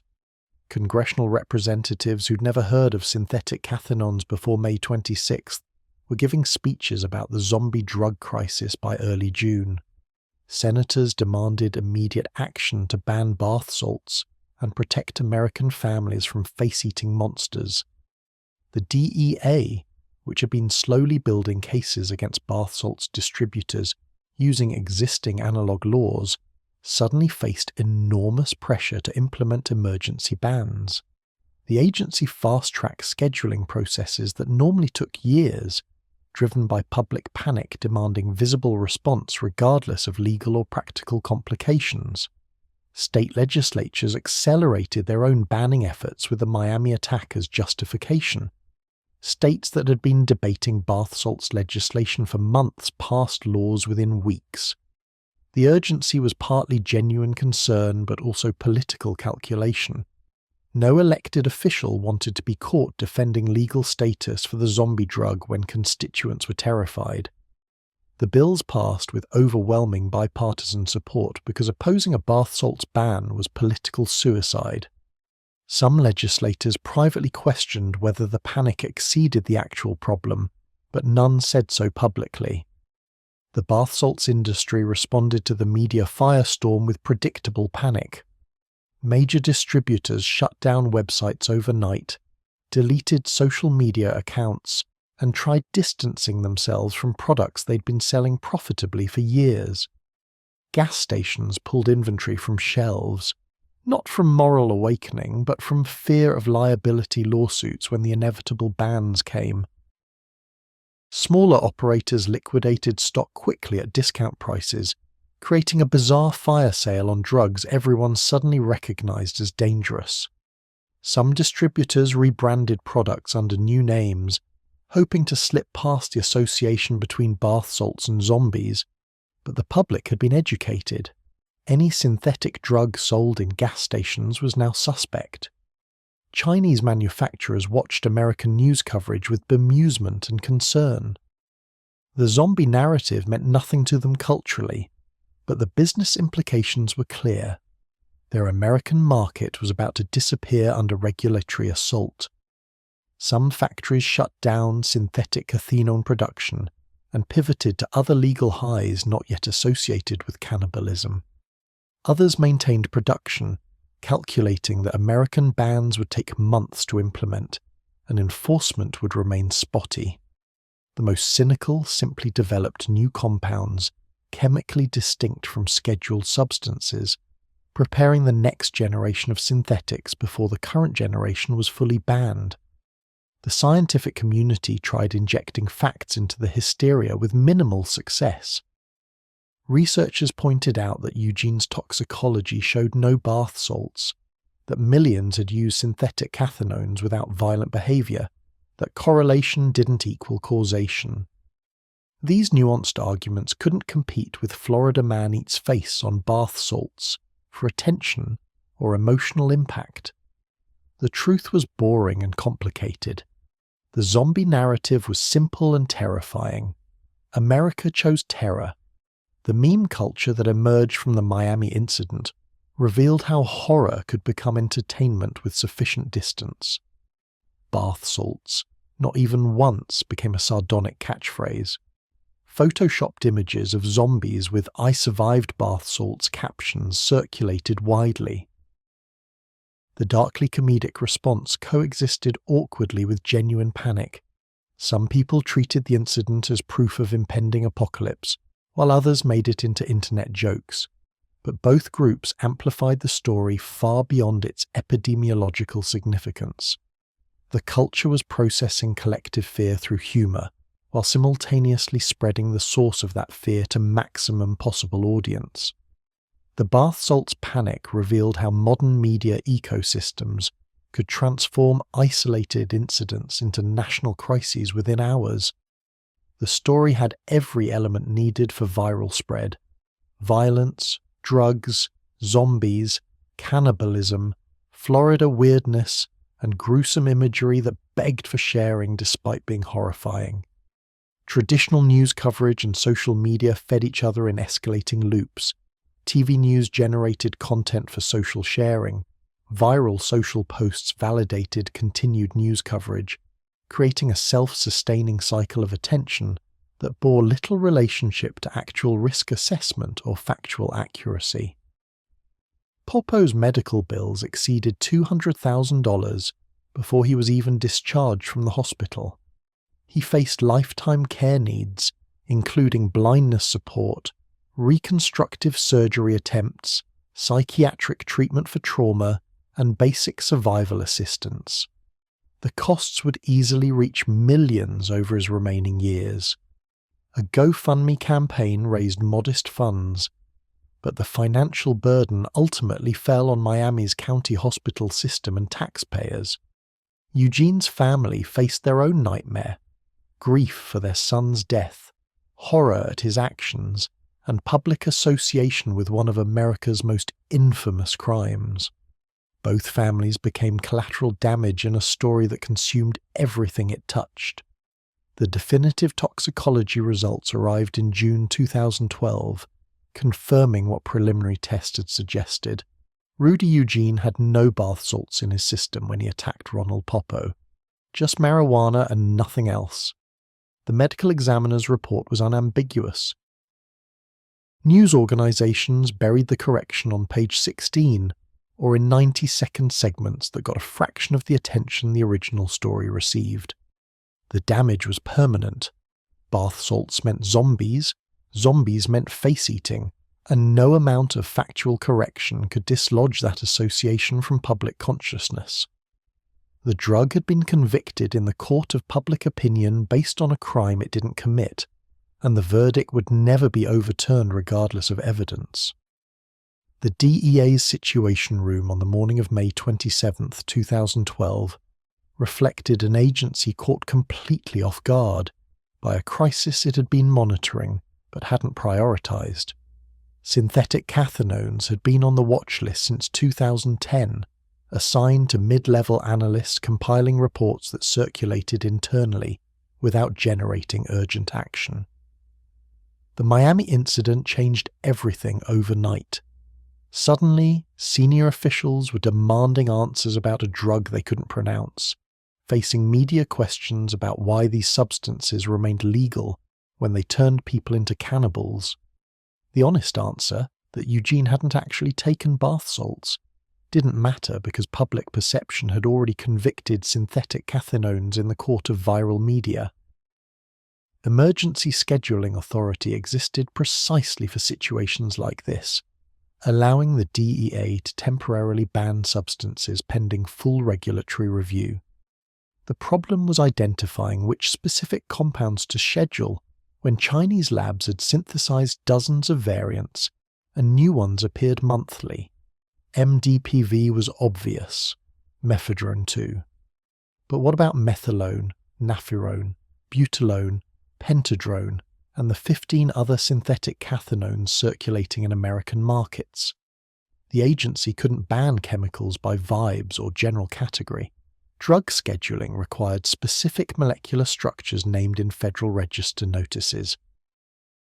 Each compound needed individual identification and classification, a bureaucratic process that normally took months being compressed into weeks under political pressure that treated delay as moral failure. Louisiana had already led state-level responses after a particularly violent incident in Shreveport 6 months earlier left one person dead and another in psychiatric care following a bath salts binge. State Senator A.G. Crow pushed through legislation in January 2011, making Louisiana the first state to specifically ban synthetic cathinones by name. The law targeted 8 specific compounds and included analog language attempting to capture chemical variations. Within weeks of passage, distributors simply switched to new variants not listed in the statute, proving the fundamental problem with legislation chasing chemistry. Chemists could modify molecules faster than lawmakers could schedule votes. Other states watched Louisiana's experience and adjusted their approaches throughout 2011 and early 2012. Florida passed comprehensive bans in February 2011. Kansas followed in March, New York in April. By May 2012, 36 states had enacted some form of synthetic drug ban, creating a patchwork of regulations that made nationwide distribution challenging, but far from impossible. The state-by-state approach meant substances illegal in California remained perfectly legal in Nevada, allowing distributors to simply redirect inventory and reroute shipping rather than shut down operations. Gas stations in states without bans stocked up heavily, knowing their competitive advantage was temporary but lucrative while it lasted. The variation between state laws created absurd situations where legal status changed at arbitrary boundaries. A person could buy bath salts legally in Indiana, drive across the border to Illinois where possession was a felony, and face criminal charges for transporting substances that had been legal 20 miles earlier. College students crossing state lines for spring break unknowingly became drug traffickers. The patchwork also meant prosecutors faced different challenges depending on jurisdiction. Some states banned specific compounds requiring precise identification. Others used broad analog laws that were easier to enforce, but faced constitutional challenges about vagueness. Federal action had been paralyzed by the same whack-a-mole dynamic frustrating state authorities. The Federal Analog Act of 1986 theoretically made it illegal to manufacture or sell substances substantially similar to Schedule 1 or 2 drugs. The law was Congress's attempt to stay ahead of designer drug manufacturers by banning not just specific compounds but close chemical relatives. In practice, the substantial similarity standard proved nearly impossible to enforce. Defense attorneys argued that changing a single functional group created a completely different molecule with different effects, therefore not an analog. Prosecutors had to prove both structural similarity and similar effects in human beings, requiring expert testimony and scientific evidence that turned every case into an expensive trial rather than quick plea bargain. The Obama administration faced mounting political pressure as the Miami story dominated news cycles through June 2012. Congressional Republicans attacked the administration for allowing zombie drugs to be sold legally in American gas stations, conveniently ignoring that the regulatory framework dated to previous administrations. Democrats worried about being painted as soft on a drug that soccer mom suddenly feared more than heroin. The political calculation was simple: ban bath salts immediately and visibly, consequences and complications be damned. The policy merits of prohibition could be debated later. The immediate need was appearing responsive to public panic. The White House Office of National Drug Control Policy coordinated the response, bringing together DEA, FDA, Department of Justice, and various agencies into task force meetings that happened daily throughout June. The urgency was unprecedented for a drug that had killed perhaps 100 people nationwide, a tiny fraction compared to alcohol, prescription opioids, or even acetaminophen overdoses. But those deaths didn't involve face-eating, and epidemiology takes a backseat to narrative when the story is dramatic enough.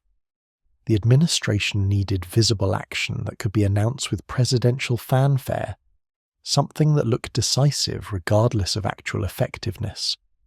The DEA moved first, using emergency scheduling authority on October 21, 2011, 7 months before Miami but accelerated by early reports of bath salts violence, to temporarily ban MDPV, mephedrone, and methadone.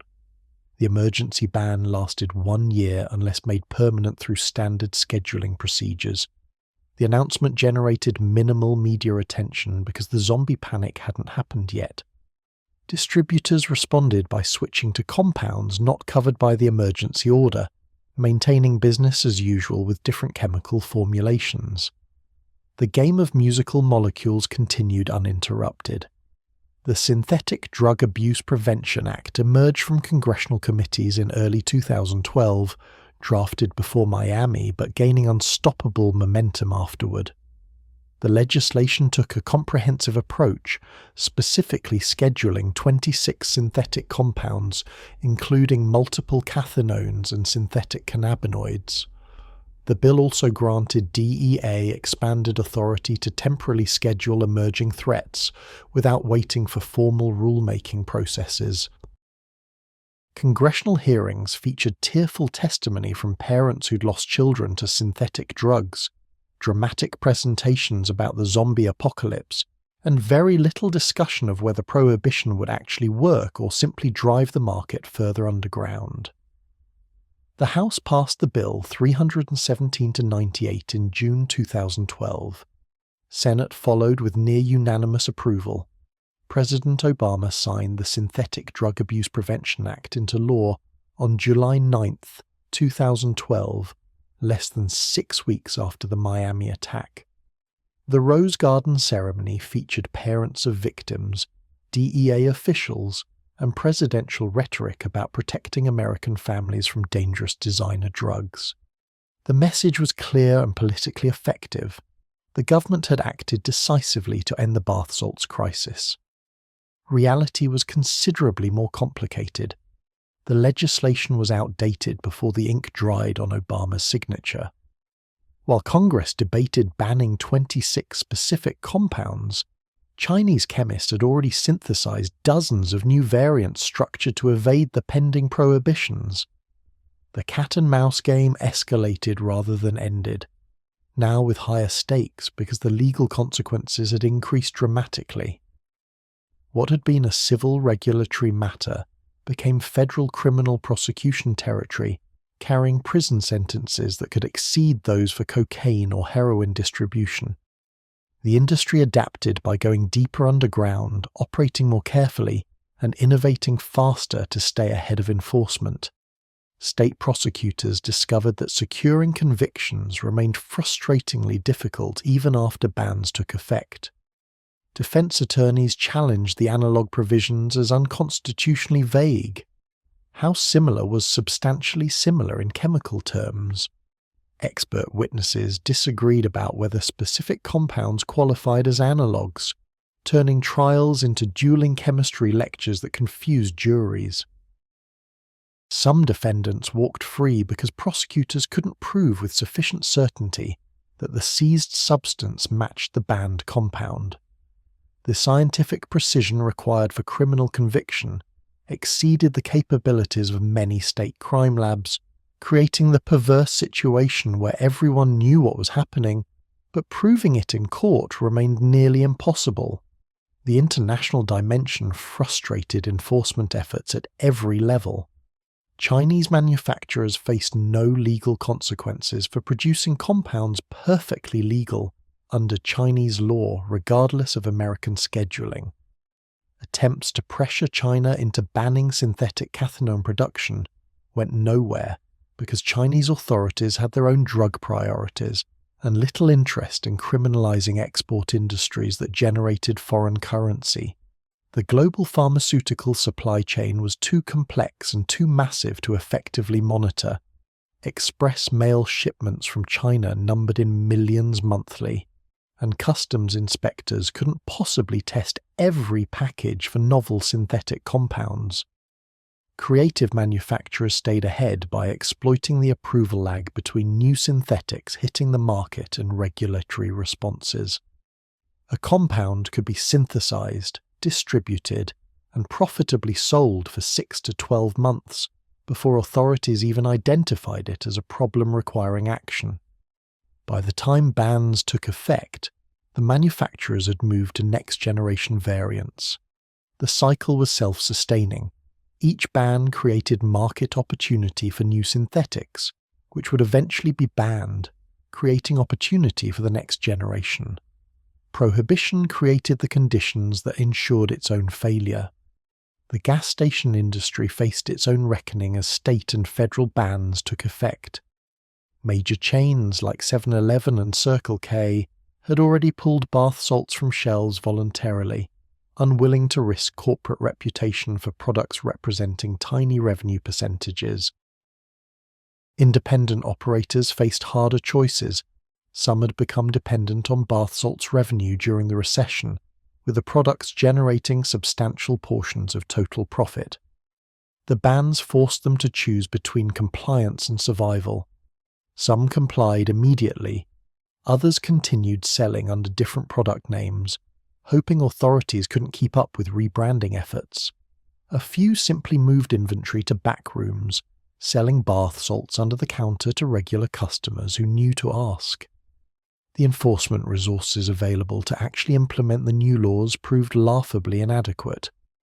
The DE employed roughly 5,000 special agents nationwide, most focused on traditional drug trafficking organizations moving cocaine, heroin, and methamphetamine. Suddenly these agents were supposed to also investigate thousands of small-time bath salts distributors operating from residential addresses and shipping via USPS. The task was impossible without massive resource reallocation that never happened. State and local police faced similar capacity problems. Already overwhelmed departments couldn't spare detectives for time-consuming investigations of gas station drug sales when violent crime demanded attention. Online sales presented enforcement nightmares exceeding physical retail challenges. Websites selling synthetic drugs operated from offshore hosting companies in countries with no extradition treaties. Payment processors shifted from credit cards to cryptocurrencies and wire transfers that were harder to track. Distributors shipped from multiple locations using false return addresses and mislabeled contents. The Internet's global reach meant shutting down one website accomplished nothing when 10 more appeared within days. The DEA managed high-profile takedowns of major distributors, generating press releases that satisfied political demands for visible action while barely denting the overall market. The prison population began absorbing synthetic drug offenders as prosecutions ramped up through late 2012 and 2013. Mandatory minimum sentences for drug distribution meant even small-time sellers faced years in federal prison. The racial disparities that characterized crack versus powder cocaine enforcement repeated themselves. Bath salts prosecutions disproportionately targeted African American distributors, despite usage crossing all demographics.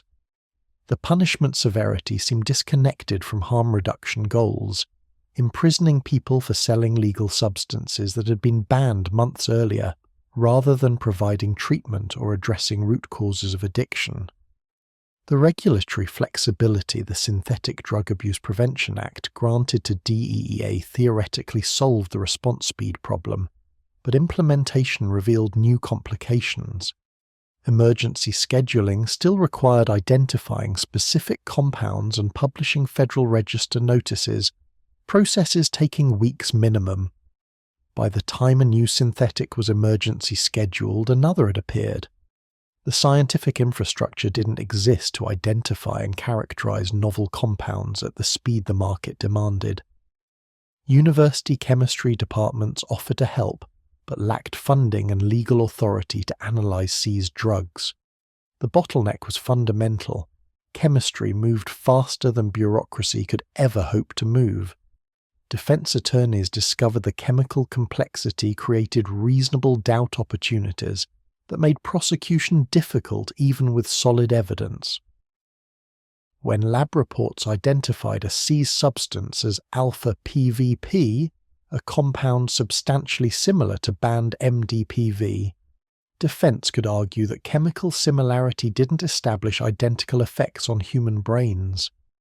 Without clinical trials proving equivalence, trials that would be deeply unethical to conduct, prosecutors struggled to meet the substantially similar effect standard required by analog laws.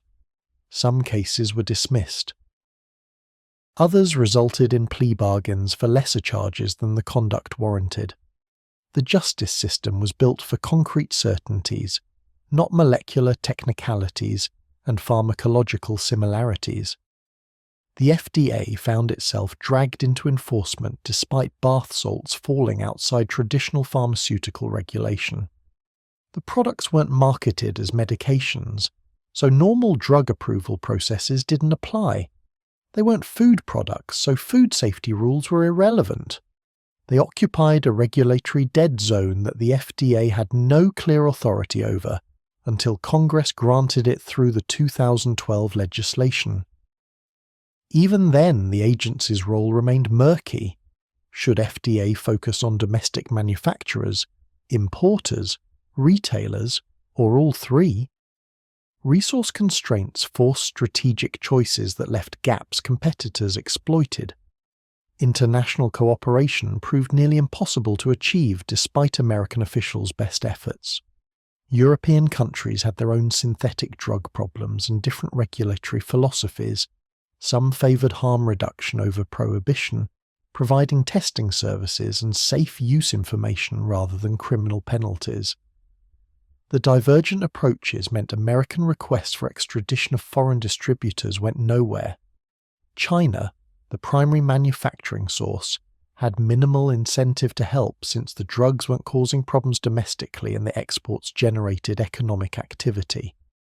The global nature of the synthetic drug market meant no single nation could effectively control it through unilateral action. The legislative response's ultimate irony was that it legitimized bath salts as a serious drug threat in ways the chemicals themselves might not have. Before the bans, synthetic cathinones were legal highs, purchased by casual experimenters seeking alternatives to established drugs. The prohibition and accompanying publicity established them as serious substances worthy of congressional attention, presidential action, and stiff criminal penalties.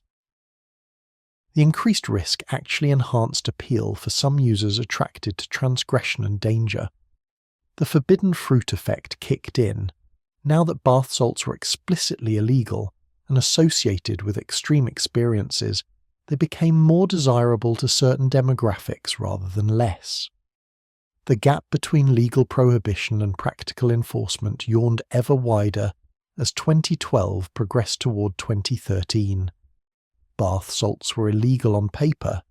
DEA had scheduling authority. States had comprehensive bans. But the drugs remained available to anyone who knew where to look. Online vendors operating from overseas, gas stations still selling not for human consumption, products under new names, darknet markets emerging as sophisticated distribution platforms. The prohibition succeeded primarily in creating metrics that looked good in press releases: X number of distributors arrested, Y kilograms of drugs seized, Z websites shut down. The actual impact on availability and use was minimal at best. The industrial park outside Guangzhou looked like any other manufacturing district in southern China. Rows of concrete buildings housing legitimate pharmaceutical operations, chemical suppliers, and export businesses that fed global supply chains. Building 14C operated under a registered business license as Huaxing Chemical Research Limited, producing organic compounds for international laboratories. The company maintained a professional website listing services in broken English, accepted payments through standard banking channels, and shipped products via FedEx and DHL, with customs documentation claiming the packages contained research chemicals or industrial reagents. Nobody bothered asking why a research chemical supplier was shipping 5-kilogram orders to residential addresses in Florida and California. The synthesis process for MDPV required basic organic chemistry equipment available from scientific supply catalogues and knowledge accessible to anyone with undergraduate chemistry training. Workers in Huaxing's production facility treated the manufacture like any other industrial process, following written procedures without understanding or caring about the compound's effects on human consumers thousands of miles away. The facility ran 3 shifts, producing 50 to 100 kilograms of synthetic cathinones weekly during peak demand periods in 2011 to 2012. Quality control involved verifying molecular structure through basic spectroscopy, not testing for purity or contamination that might harm end users. The business model was simple chemistry at industrial scale: produce compounds cheaply, sell them profitably, repeat. The economics made the trade irresistible from Chinese manufacturers' perspectives. Raw materials and precursor chemicals cost $20 to $50 per kilogram of finished product. Labor in Chinese industrial zones remained cheap, even by developing world standards. Overhead was minimal beyond equipment maintenance and facility rent. The compounds sold to American distributors for $1,000 to $5,000 per kilogram, creating profit margins exceeding 2,000%. A single production run could generate more profit than months of legitimate pharmaceutical manufacturing, with no apparent legal risk since Chinese authorities showed zero interest in prosecuting export-oriented chemical businesses.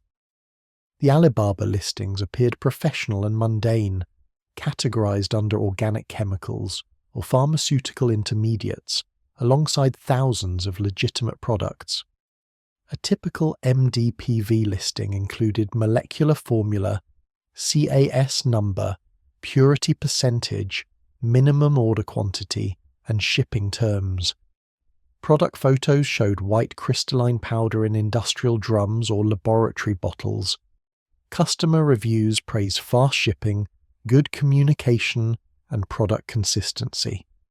The transactions occurred in full view of anyone browsing global commerce platforms, hidden only by the assumption that nobody would openly advertise Schedule I drug precursors using standard B2B marketplaces.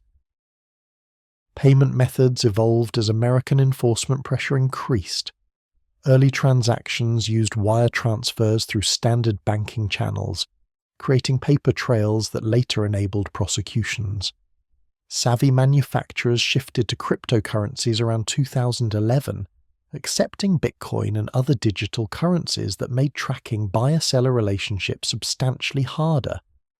Some insisted on Western Union or MoneyGram transfers to individuals not obviously connected to the manufacturing companies, adding layers of deniability. The financial engineering kept pace with enforcement efforts, always maintaining enough complexity to make investigation expensive and time-consuming.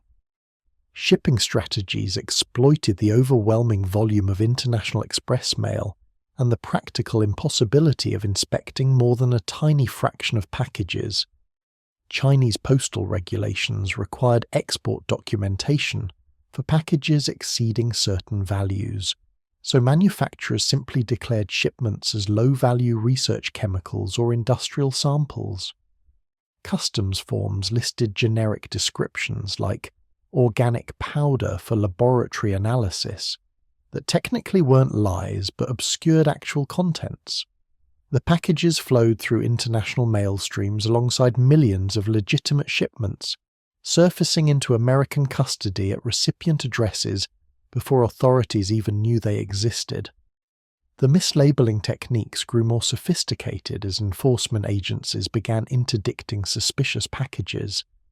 Manufacturers shipped powder inside sealed metal cans labelled as tea or herbal supplements, gambling that customs inspectors wouldn't open and test products declared as food items.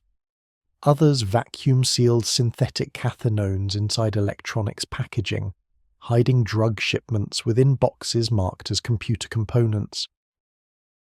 The most elaborate operations manufactured fake products, actual tea tins or protein powder containers, with compartments containing the real product hidden among genuine merchandise. Detection required physical inspection and testing, resources customs simply couldn't deploy at scale against the millions of daily package arrivals. The worker perspective inside Chinese manufacturing facilities revealed the complete moral disconnect driving the industry. Production technicians earned standard industrial wages following standard operating procedures, no different from workers making legitimate pharmaceuticals or industrial chemicals.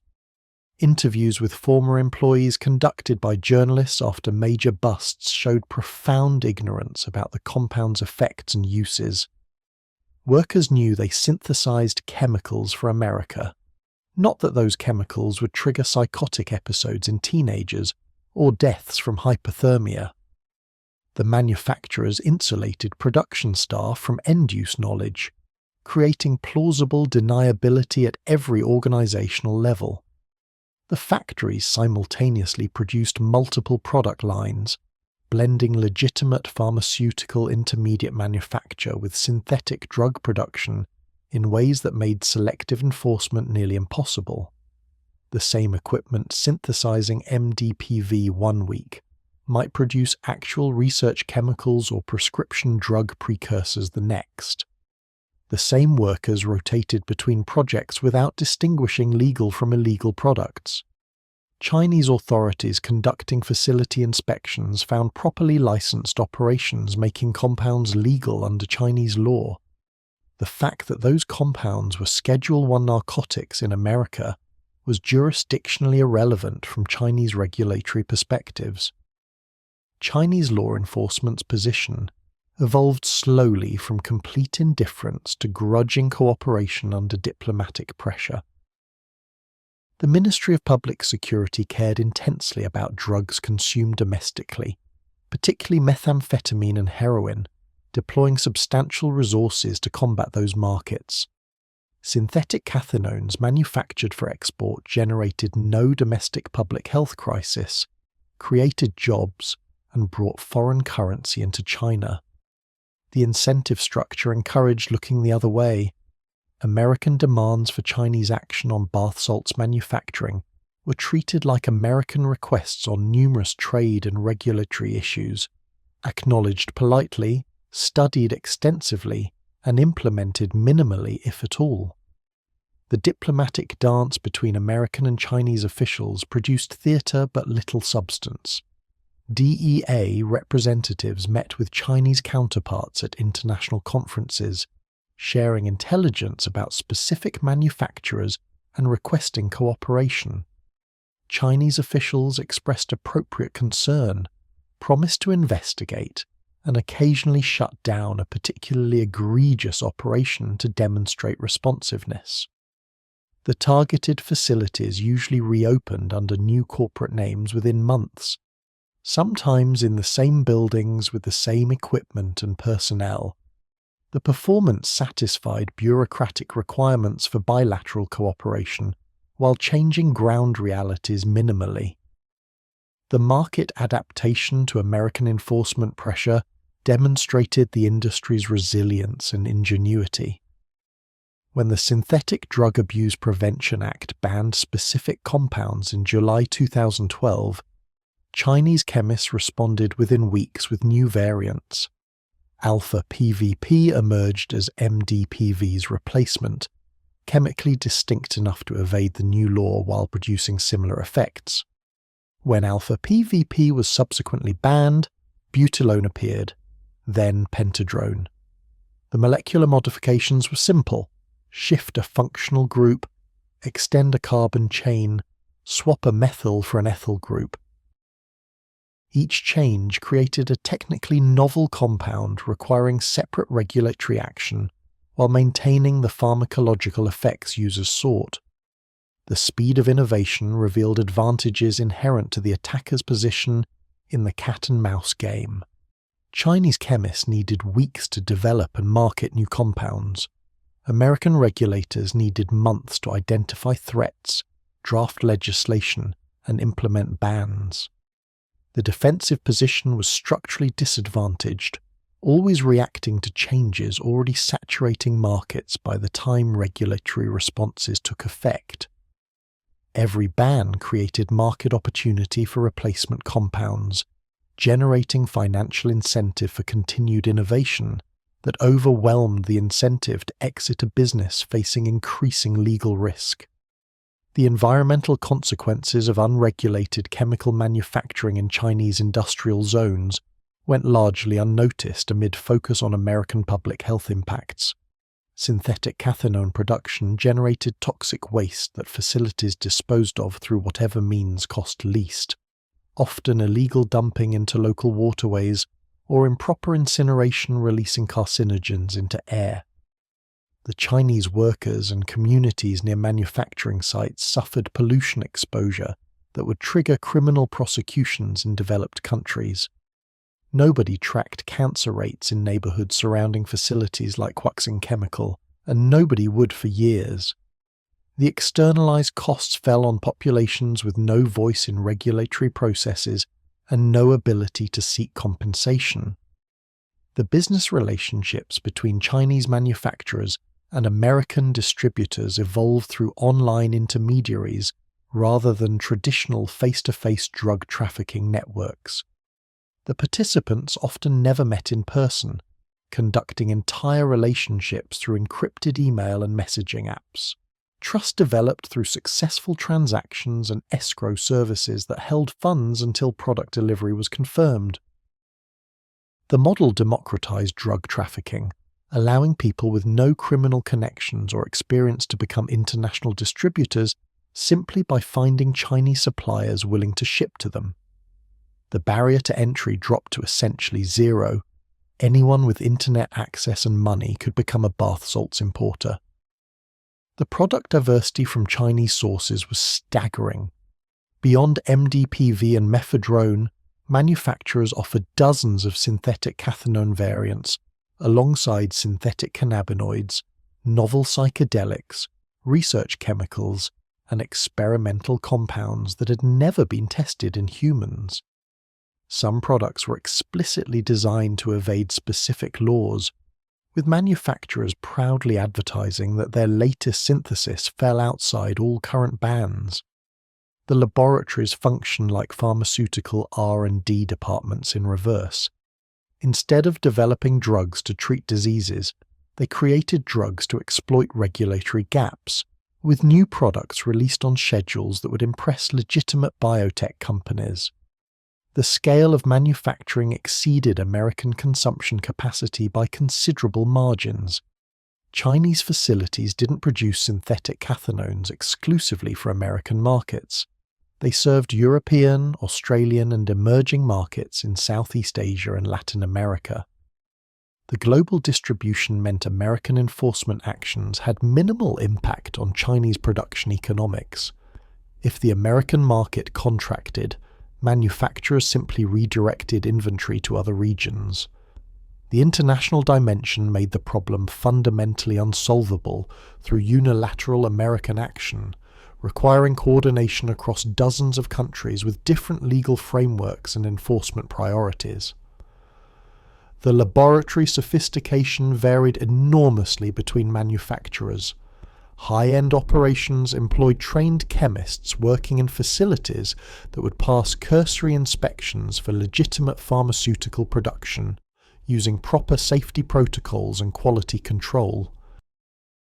Bottom-tier operations were run by entrepreneurs with basic chemistry knowledge synthesizing in makeshift labs with minimal safety equipment and zero quality assurance. The products from both tiers entered the same distribution channels, meaning users had no way to distinguish between relatively pure compounds from professional operations and contaminated garbage from fly-by-night producers. The Russian roulette continued from synthesis through consumption.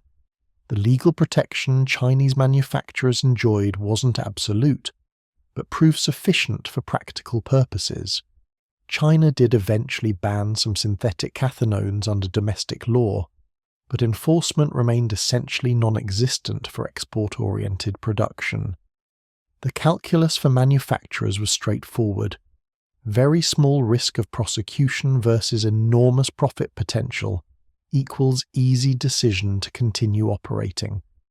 Even in rare cases where Chinese authorities shut down facilities and arrested operators, penalties were minimal compared to profits already banked. The risk-reward ratio heavily favoured continuing illegal operations under slightly more careful conditions. The tragedy was that Chinese regulatory capacity existed to control this industry, but wasn't deployed because political will was absent. China's government could mobilize impressive resources when sufficiently motivated, as demonstrated by domestic drug enforcement efforts. The problem wasn't capability but priority. Synthetic drug exports harming Americans, Europeans, and Australians simply didn't rank high enough on Chinese law enforcement's priority list to justify significant action. The diplomatic pressure from affected countries was insufficient to overcome domestic political calculations, valuing economic activity and employment over foreign public health concerns. The synthetic cathinone trade represented a new model for drug trafficking that traditional enforcement approaches couldn't address. No coca fields to spray or poppy crops to burn, no cartel leadership to arrest or smuggling routes to interdict. Just chemists in legal industrial facilities producing compounds that technically weren't illegal where they were made, shipping them openly through standard commercial channels to distributors who operated legally until the very moment laws changed. The entire framework of drug war strategy, developed over decades to combat plant-based drugs and traditional trafficking organizations, became irrelevant against adversaries who innovated faster than policy could adapt. Freddie Sharp's last coherent thoughts before the bath salts destroyed his mind involved his girlfriend Amanda and their plans to move from their Shreveport apartment to something nicer, once his construction job picked up regular hours again. He'd bought the packet of Cloud 9 on impulse from a gas station after work on a Friday in August 2011, curious about the legal high his co-workers mentioned. The first line produced euphoria beyond anything he'd experienced. Energy coursing through every nerve, confidence swelling until fear seemed like a concept that applied to other people, colours brightening until the dingy apartment looked beautiful. He did another line 30 minutes later, then another. By midnight he'd consumed the entire packet and was convinced shadow people were entering through the walls. Amanda woke around 2 a.m. to Freddie tearing apart their bedroom closet, throwing clothes and boxes into the hallway while muttering about hidden cameras and FBI surveillance equipment. She tried calming him, but he didn't seem to recognize her voice or understand her words. His eyes had dilated completely black, pupils consuming irises until he looked alien. When she touched his arm to guide him back to bed, his skin felt furnace hot, radiating heat that seemed impossible for a living person. Freddie pushed past her and ran outside into the August Louisiana humidity, stripping his shirt off while screaming that insects were burrowing under his skin. Neighbours called police after watching him claw bloody furrows down his chest and arms. The officers who responded found Freddie in a parking lot 2 blocks from his apartment, naked and covered in blood from self-inflicted wounds, punching a concrete wall with bare fists. Both hands were shattered, bones visible through torn skin, but he showed no pain response whatsoever. 3 officers struggled to restrain him while he fought with strength that seemed chemically enhanced beyond human limits. The taser worked on the 4th deployment, finally dropping him long enough for handcuffs and leg restraints. In the ambulance, Freddie regained consciousness and began screaming that Amanda was a demon who'd stolen his girlfriend's body. The paramedics had to sedate him with enough midazolam to drop a person twice his size. Amanda visited him in the psychiatric ward 2 days later, after his acute psychosis had somewhat cleared. Freddie didn't remember attacking her or destroying their apartment or fighting police. The last thing he recalled clearly was doing that first line of Cloud 9 and feeling amazing. Everything after existed as fragmentary nightmare images, shadow creatures, burning skin, absolute certainty that everyone he loved had been replaced by hostile entities. The doctors explained his injuries. Both hands required surgery to repair, he'd suffered kidney damage from rhabdomyolysis, and his heart showed signs of stress that increased his lifetime risk of cardiac events. He was 24 years old and had destroyed his body in a single night chasing a $25 high. The relationship couldn't survive the trauma. Amanda tried supporting Freddie through his recovery, but the memories of his transformation into someone unrecognizable created distance that widened into an unbridgeable gap. He'd attacked her while convinced she was a demon. She'd watched the person she loved disappear into chemically induced madness that made him terrifying rather than familiar. The psychological damage exceeded the physical injuries. Both of them developed symptoms of PTSD, Amanda from the attack, and Freddie from his own hallucinated horrors. They separated in October 2011, 2 months after the incident. Freddie's depression intensified through November as the reality of his situation crystallized. His hands healed poorly, leaving him unable to return to construction work that required grip strength and fine motor control. Workers' compensation didn't apply because the injuries were self-inflicted during drug use. His criminal charges were eventually dropped, but the arrest record complicated job searches.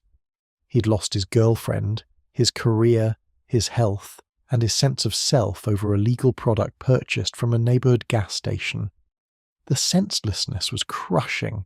If he'd known bath salts would destroy everything, he obviously never would have touched them. But the packaging promised euphoria without mentioning psychosis, and the legal status implied safety that was a cruel fiction. The suicide note was found on December 3rd, 2011, next to Freddie's body in his parents' garage. He'd written about the hallucinations that never fully stopped, the depression that medication barely touched, the feeling that the bath salts had permanently broken something in his brain that would never heal. The note apologized to Amanda, to his parents, to everyone he'd hurt during his psychotic episode. It expressed rage at the gas station that sold him Cloud9 and the manufacturers who created it, but mostly it communicated exhaustion from fighting to feel normal in a mind that no longer worked properly. Freddie Sharp was 24 years old when bath salts killed him, though the death certificate would list suicide as the cause rather than the synthetic cathinone that had triggered his spiral into despair. Pamela McCarthy's introduction to bath salts came through a friend at a party in Indianapolis in January 2012. She was 31, a divorced mother of 3 working as a dental hygienist, living a life that was stable if not exciting. The friend offered her a line of methadone, describing it as a legal alternative to cocaine that provided energy and sociability without the come-down. Pamela had experimented with drugs in college, but nothing in years. She had kids, a career, responsibilities.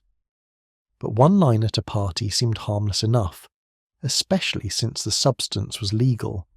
The high was everything promised: confidence, energy, empathy, and euphoria, blending into a state where social anxiety evaporated and conversation flowed effortlessly. The problem was that Pamela liked it too much. She bought her own supply the following week, telling herself it was for occasional use at social events. Within a month she was using daily, doing lines before work to feel sharp and competent, using again in the evening to relax and sleep. The addiction developed with terrifying speed. Her brain had found something that made everything better, and convincing herself to not use became increasingly difficult when use was legal, available, and made every aspect of life feel more manageable. By March, she was spending $300 weekly on bath salts, hiding the expense from family and rationalizing the cost as less than what many people spent on alcohol. The psychosis crept in gradually rather than hitting suddenly. Pamela started noticing that co-workers seemed to whisper about her when they thought she wasn't listening. Then she became convinced her ex-husband was monitoring her phone calls and reading her text messages. The paranoia intensified until she believed her dental practice was involved in illegal activities and that she'd become a target for silence. None of this was real, but bath salts had rewired her threat detection systems until innocent coincidences became proof of conspiracies. She stopped showing up for work without explanation, convinced that entering the office would result in her being disappeared by shadowy forces. Her sister found her in mid-April 2012 after Pamela's children reported that their mother had been acting strange and frightening them. The apartment was barricaded with furniture piled against the door. Pamela had covered all windows with aluminum foil and trash bags to prevent surveillance. She destroyed her phone and computer, certain they contained tracking devices. When her sister finally gained entry, Pamela was huddled in a closet, severely dehydrated and malnourished, convinced that government agents would burst in at any moment. The children were removed by Child Protective Services that same day, while paramedics transported Pamela to psychiatric emergency services. The hospital stay extended to 6 weeks because Pamela's psychosis proved remarkably resistant to treatment. Antipsychotic medications helped, but didn't fully resolve her paranoid delusions. Cognitive behavioral therapy made limited progress when the patient remained convinced the therapy itself was part of the conspiracy against her. Gradually, over months of treatment, reality reasserted itself enough for Pamela to understand what had happened. She'd become addicted to bath salts. The drugs had triggered severe mental illness, and she'd lost custody of her children as a consequence. The guilt and shame were overwhelming. She'd been a responsible parent and professional who'd made one seemingly small decision to try a legal drug, and that decision had cascaded into complete life destruction. The custody battle consumed 2012 and 2013, as Pamela fought to regain her children while maintaining sobriety and managing persistent psychological symptoms. The courts were sympathetic but cautious. Her psychiatric break had terrified her kids, and ensuring their safety took precedence over reunification. Pamela attended every required counselling session, submitted to regular drug testing, and gradually rebuilt a relationship with her children through supervised visitation. But the damage was profound and lasting. Her oldest daughter developed anxiety and trust issues. Her son had nightmares about the weeks when his mother had been erratic and frightening. The family that had been intact in January 2012 was permanently fractured by a drug purchased legally for $30 per packet. Dickie Sanders never used drugs before the night in June 2011, when his neighbour in rural Mississippi offered him bath salts. Sanders was a 28-year-old father of 2 working warehouse shifts and living paycheck to paycheck. He had always been curious about drug experiences, but too cautious and too poor to experiment. When his neighbour explained the stuff was legal and cost less than a case of beer, Sanders figured trying it once wouldn't hurt. He snorted a line around 10 p.m. after his wife and kids went to bed. The initial euphoria was powerful but manageable. He felt energized and optimistic about life in ways that seemed chemically enhanced, but not dangerously so. The redosing compulsion hit around midnight. Sanders did another line, then another 30 minutes later. By 2 a.m. he'd consumed most of the packet, and was convinced FBI agents had surrounded his house as part of an operation to arrest him for crimes he couldn't identify, but felt absolutely certain he'd committed. The delusion was vivid and specific. He could hear them communicating through radios, see their shadows moving past windows, sense them preparing to break down the door. Terror overwhelmed all rational thought. Sanders retrieved his shotgun from the bedroom closet, woke his terrified wife, and told her federal agents were coming to kill them both. His wife tried reasoning with him, explaining that no agents were outside and that he was experiencing drug-induced paranoia. But Sanders' certainty was absolute. He could hear them, see them, sense their presence. Every creak of the house settling was proof of agents positioning themselves. Every distant sound was vehicles arriving with more tactical teams. The fear became unbearable. Rather than face capture and whatever fate he imagined awaiting him, Sanders put the shotgun under his chin and pulled the trigger. The shot blew off the lower portion of his face, jaw, mouth, nose, but somehow didn't kill him immediately. His wife's 911 call was incoherent screaming punctuated by the horrifying sounds of Sanders choking on his own blood and destroyed facial tissue. Sanders survived the suicide attempt but was left catastrophically disfigured. Reconstructive surgery could rebuild some facial structure, but the damage was too severe for anything approaching normal appearance.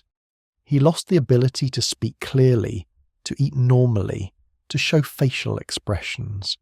His children were traumatized by the memory of finding their father with his face destroyed, blood covering the bedroom walls.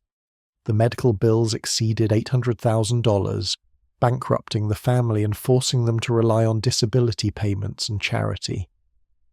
Sanders' wife stayed with him through the initial recovery, but eventually filed for divorce, unable to process the trauma or maintain a relationship with someone whose appearance constantly reminded her of the worst night of her life. The 3 stories, Freddie's suicide, Pamela's psychotic break and custody loss, Dickie's disfigurement, represented thousands of similar cases playing out across America between 2010 and 2013. The victim shared common patterns: typically first-time or casual users rather than hardcore addicts, lives that were functional before bath salts destroyed them, and outcomes so severe they seemed impossible to reconcile with illegal products sold in gas stations. The families left behind struggled with incomprehension as much as grief.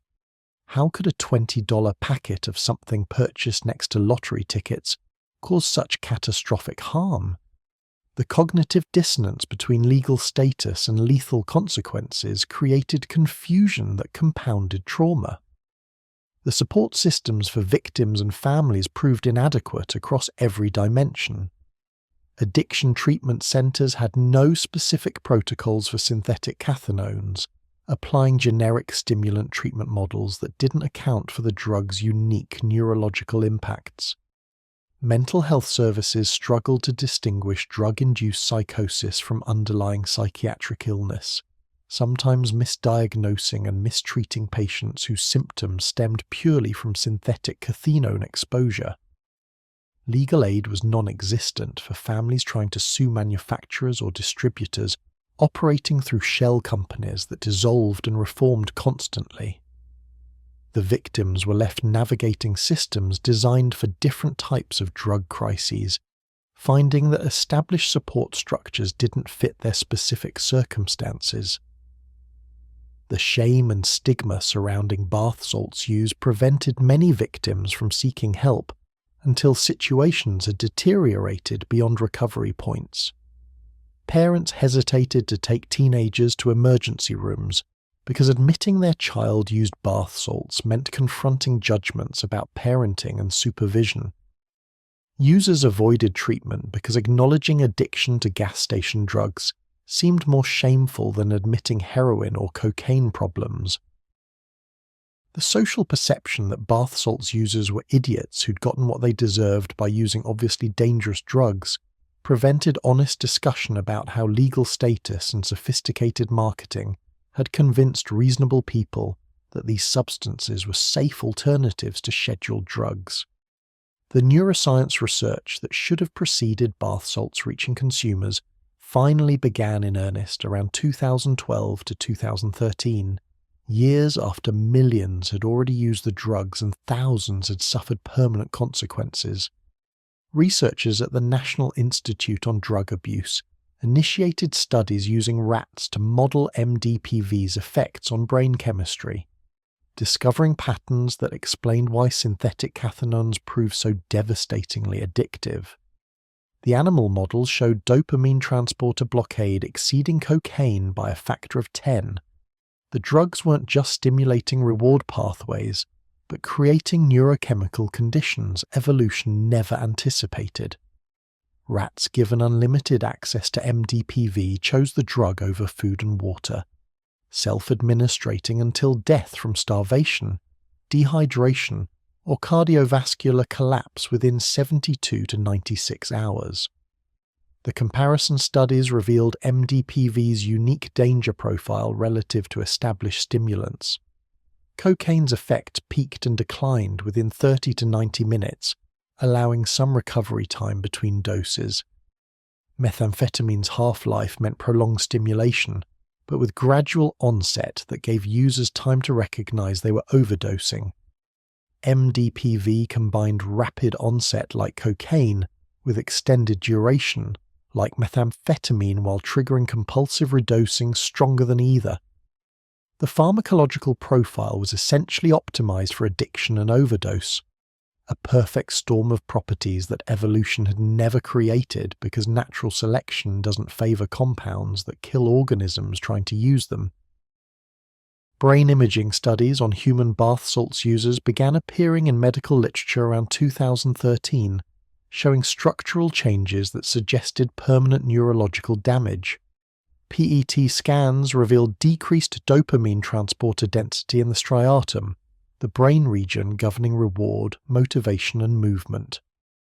The reduction meant former users' brains had physically adapted to accommodate the drug's overwhelming dopamine floods by reducing receptor sites, leaving them potentially unable to experience normal pleasure even years after quitting. The changes resembled patterns seen in long-term methamphetamine addicts, except bath salts users showed similar damage after months rather than years of use. The cognitive deficits emerged as a secondary category of lasting harm beyond addiction and psychosis. Neuropsychological testing on bath salt survivors revealed impairments in executive function, working memory, and impulse control comparable to traumatic brain injury patients.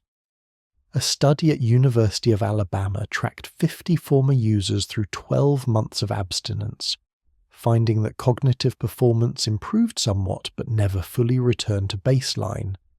The subjects struggled with tasks requiring sustained attention, showed difficulty with abstract reasoning, and exhibited poor decision-making even when they understood the correct choices intellectually.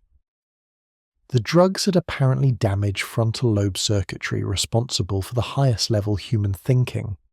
The psychosis research proved particularly troubling because it revealed synthetic cathinones could trigger persistent mental illness in individuals with no genetic predisposition or prior psychiatric history.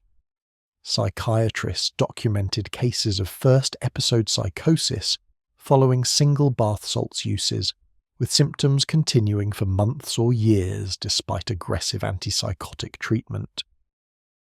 Some patients never fully recovered, requiring permanent medication management for schizophrenia-like disorders that appeared to be drug-induced but became chronic conditions. The mechanism remained unclear, but the data suggested bath salts could fundamentally rewire neural circuits governing reality testing and threat perception. The dose-response relationship studies showed terrifying variability in individual reactions. Some users consumed large amounts repeatedly without major adverse effects beyond addiction and mild paranoia. Others experienced complete psychotic breaks after minimal exposure. There were documented cases of severe bath salt psychosis following single 50 mg doses that would be considered moderate by heavy users. The unpredictability meant risk assessment was essentially impossible. Factors like genetic variations in dopamine metabolism, pre-existing mental health vulnerabilities, and even circumstances around initial use seemed to influence outcomes in ways researchers couldn't reliably predict or quantify. Animal studies on hypothermia mechanisms revealed why bath salts cause such severe and sometimes fatal overheating. The drugs disrupted hypothalamic temperature regulation through multiple pathways, increasing metabolic rate, triggering vasoconstriction that prevented heat dissipation, and disrupting the body's ability to sense when cooling was needed. Rats given MDPV in warm environments died from heat stroke at temperatures that normally wouldn't threaten rodent survival. The combination of internal heat generation and disabled cooling mechanisms created conditions where body temperature could climb lethally high with no way for the organism to self-correct. Humans experienced the same deadly feedback loop, explaining cases of fatal hypothermia in users who collapsed indoors in air-conditioned environments. The cardiovascular research documented damage patterns typically seen after heart attacks or severe hypertension crises. Autopsy studies on bath salts deaths revealed myocardial scarring, vessel damage, and tissue necrosis, suggesting the hearts had been working at maximum capacity for extended periods. Younger users showed arterial changes usually found in much older patients, with decades of untreated high blood pressure. The stress wasn't like exercise-induced cardiac work, which strengthens heart muscle. It was pathological strain that damaged tissue without providing recovery time. Cardiologists examining former users found elevated lifetime risks for heart disease and stroke even in subjects who'd used bath salts just a few times. The addiction researchers struggled with synthetic cathinones' extraordinary potency at creating dependency.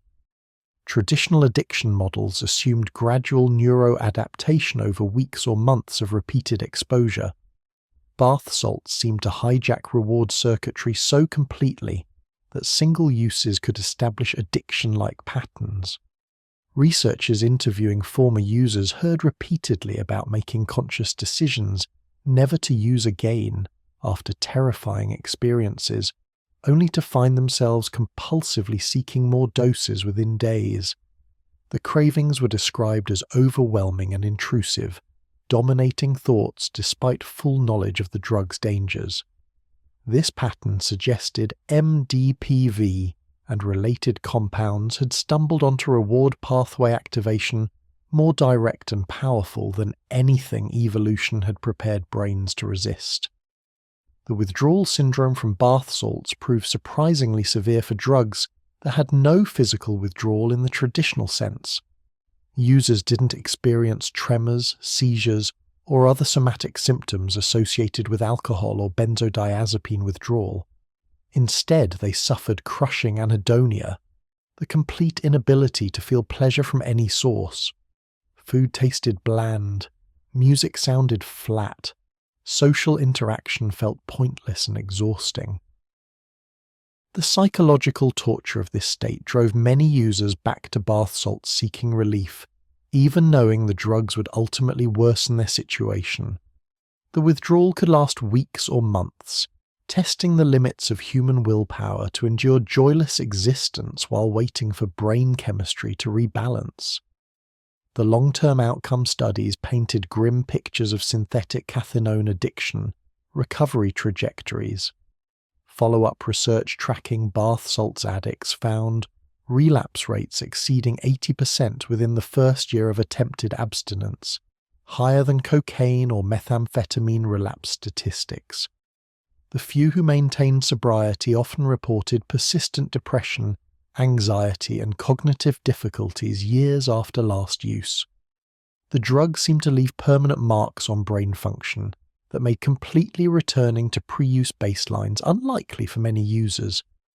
Recovery wasn't impossible, but proved substantially harder than with more established stimulants that researchers and clinicians had decades of experience treating.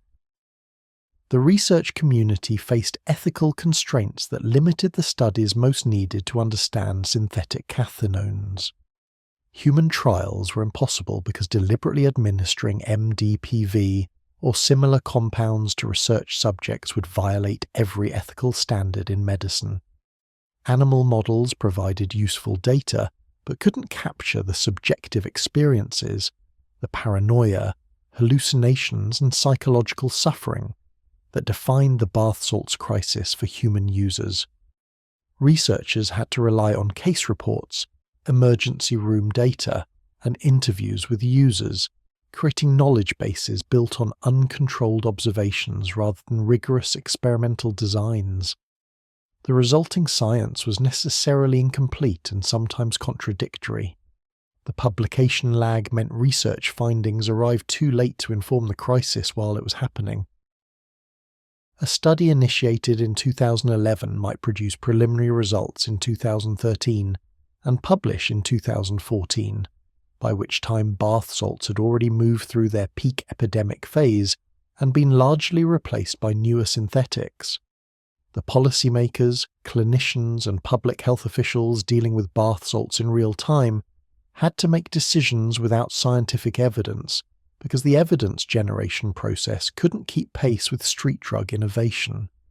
This temporal gap between emergence and understanding characterized the entire synthetic drug era.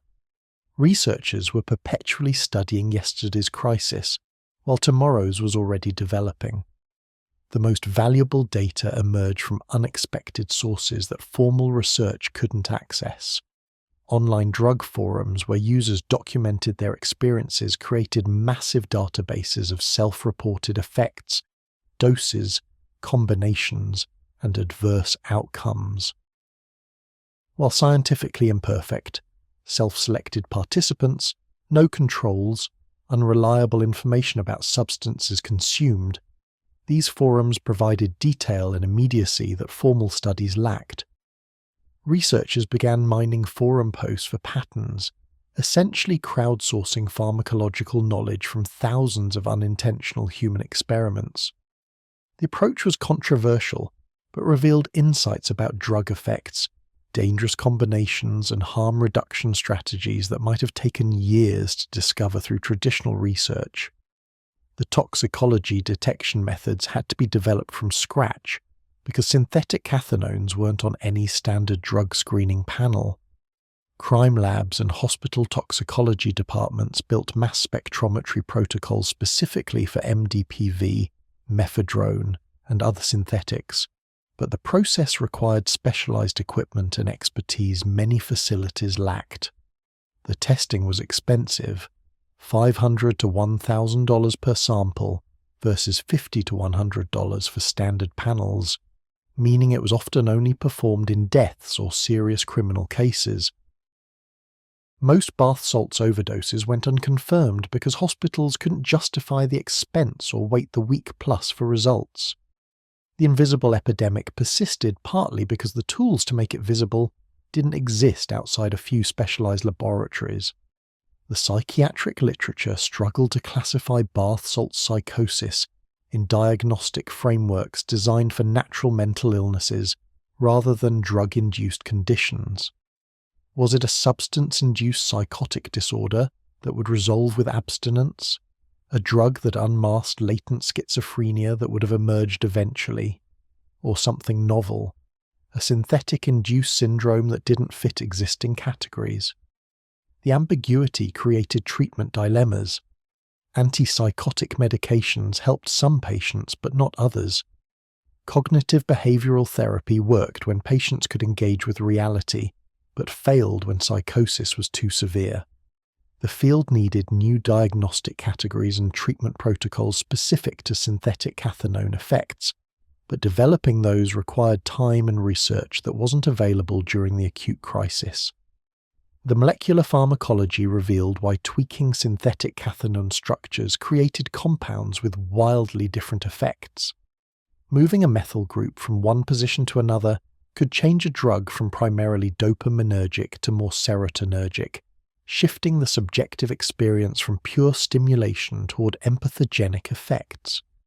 These small structural modifications explained how Chinese chemists could produce dozens of new drugs that were legally distinct but pharmacologically similar. They were exploiting the reality that molecular structure and physiological effects didn't map perfectly. Two compounds that looked nearly identical to a chemist might feel completely different to a user, and vice versa. This disconnect was what made analog laws so difficult to enforce and so easy to circumvent. The research that accumulated between 2012 and 2015 created a comprehensive scientific understanding of synthetic cathinones that would have been invaluable in 2009 when the drugs first reached American markets. The studies documented extraordinary addiction potential, severe cardiovascular and neurological risks, unpredictable psychosis induction, and lasting cognitive damage. This was exactly the information that could have informed public health warnings, treatment protocols, and harm reduction strategies. But the knowledge arrived years too late for the people who'd already died, suffered permanent injuries, or developed addictions during the period when bath salts were legal and assumed safe because nothing known at the time suggested otherwise. The scientific method's careful, deliberate pace was fundamentally mismatched to the speed at which synthetic drug markets evolved.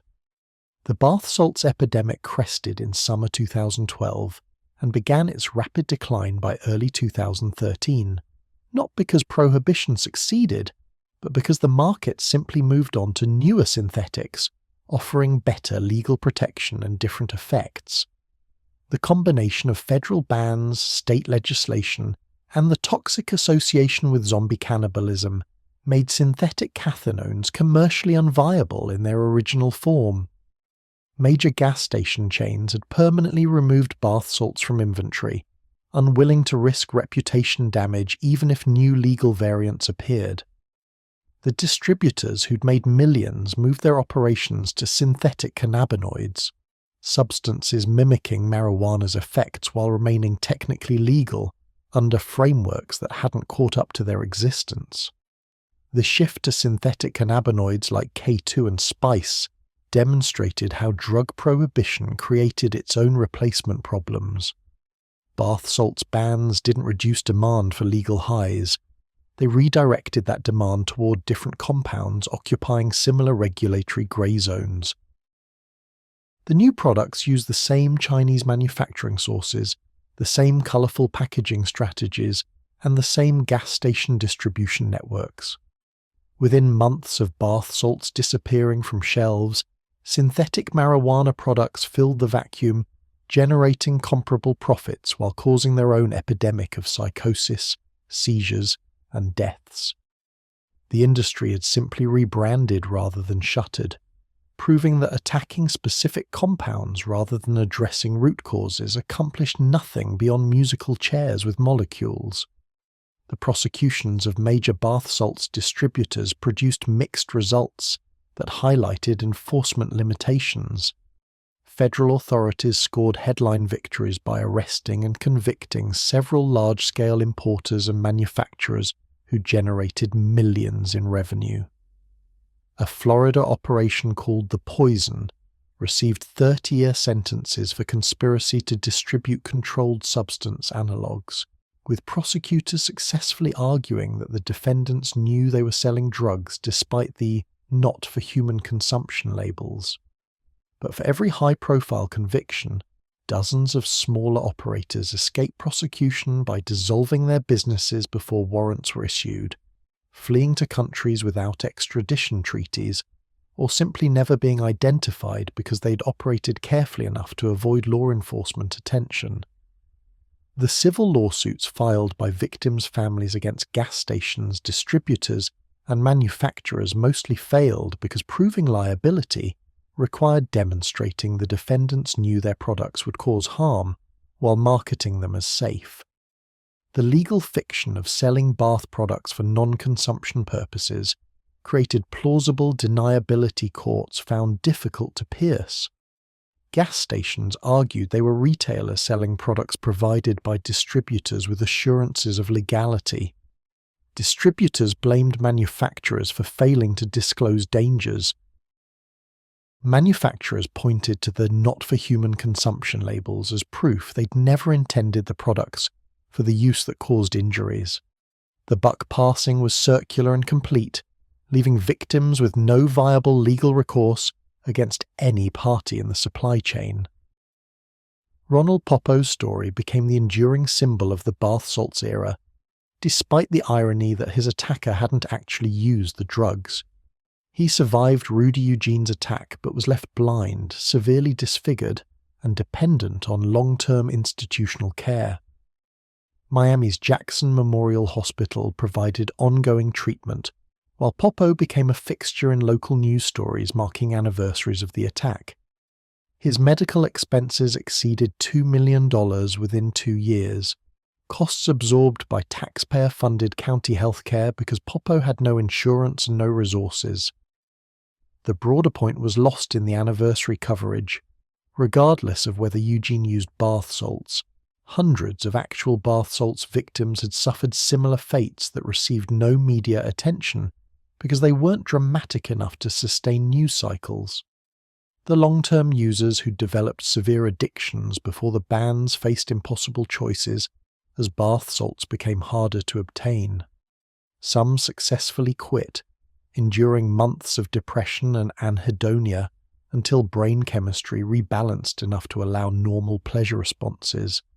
Others substituted methamphetamine or cocaine, trading synthetic cathinone addiction for equally destructive dependencies on established drugs. The unluckiest found underground sources still selling bath salts at inflated prices, continuing their addictions while the legal risks and health consequences escalated. Addiction treatment programs reported that synthetic cathinone addicts were among the hardest to treat, with relapse rates and premature dropout rates exceeding even crack cocaine patients. The medical community incorporated hard-won lessons about managing bath salts emergencies into protocols that would persist long after the crisis passed.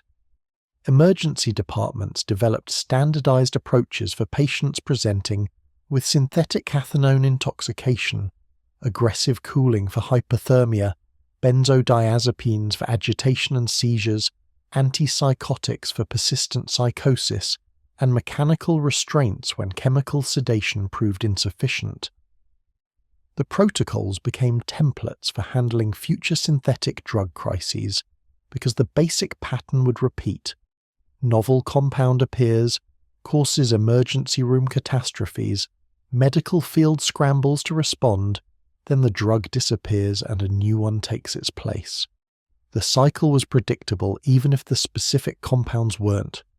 The darknet markets that emerged around 2013 to 2014 provided new distribution channels for synthetic cathinones even after street-level availability declined. Platforms like Silk Road allowed anonymous cryptocurrency transactions for drug purchases shipped via regular mail, creating marketplaces that were harder to shut down than physical gas stations and easier to access than street dealers. Bath salts found a second life in these digital bazaars, sold alongside established drugs to sophisticated users who understood the risks but wanted the specific experiences MDPV and related compounds provided. The market had moved from mainstream gas station accessibility to niche online communities, but it hadn't disappeared. The next wave of designer drugs proved even more dangerous than bath salts, demonstrating how prohibition pressure pushed manufacturers toward increasingly reckless innovation. Fentanyl analogues began appearing in 2014 to 2015. Synthetic opioids designed to evade heroin regulations but powerful enough that handling them without protection could be fatal.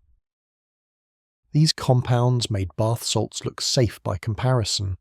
While MDPV might trigger psychosis and hypothermia requiring hospitalization, fentanyl analogues could kill with doses measured in micrograms, amounts invisible to the naked eye.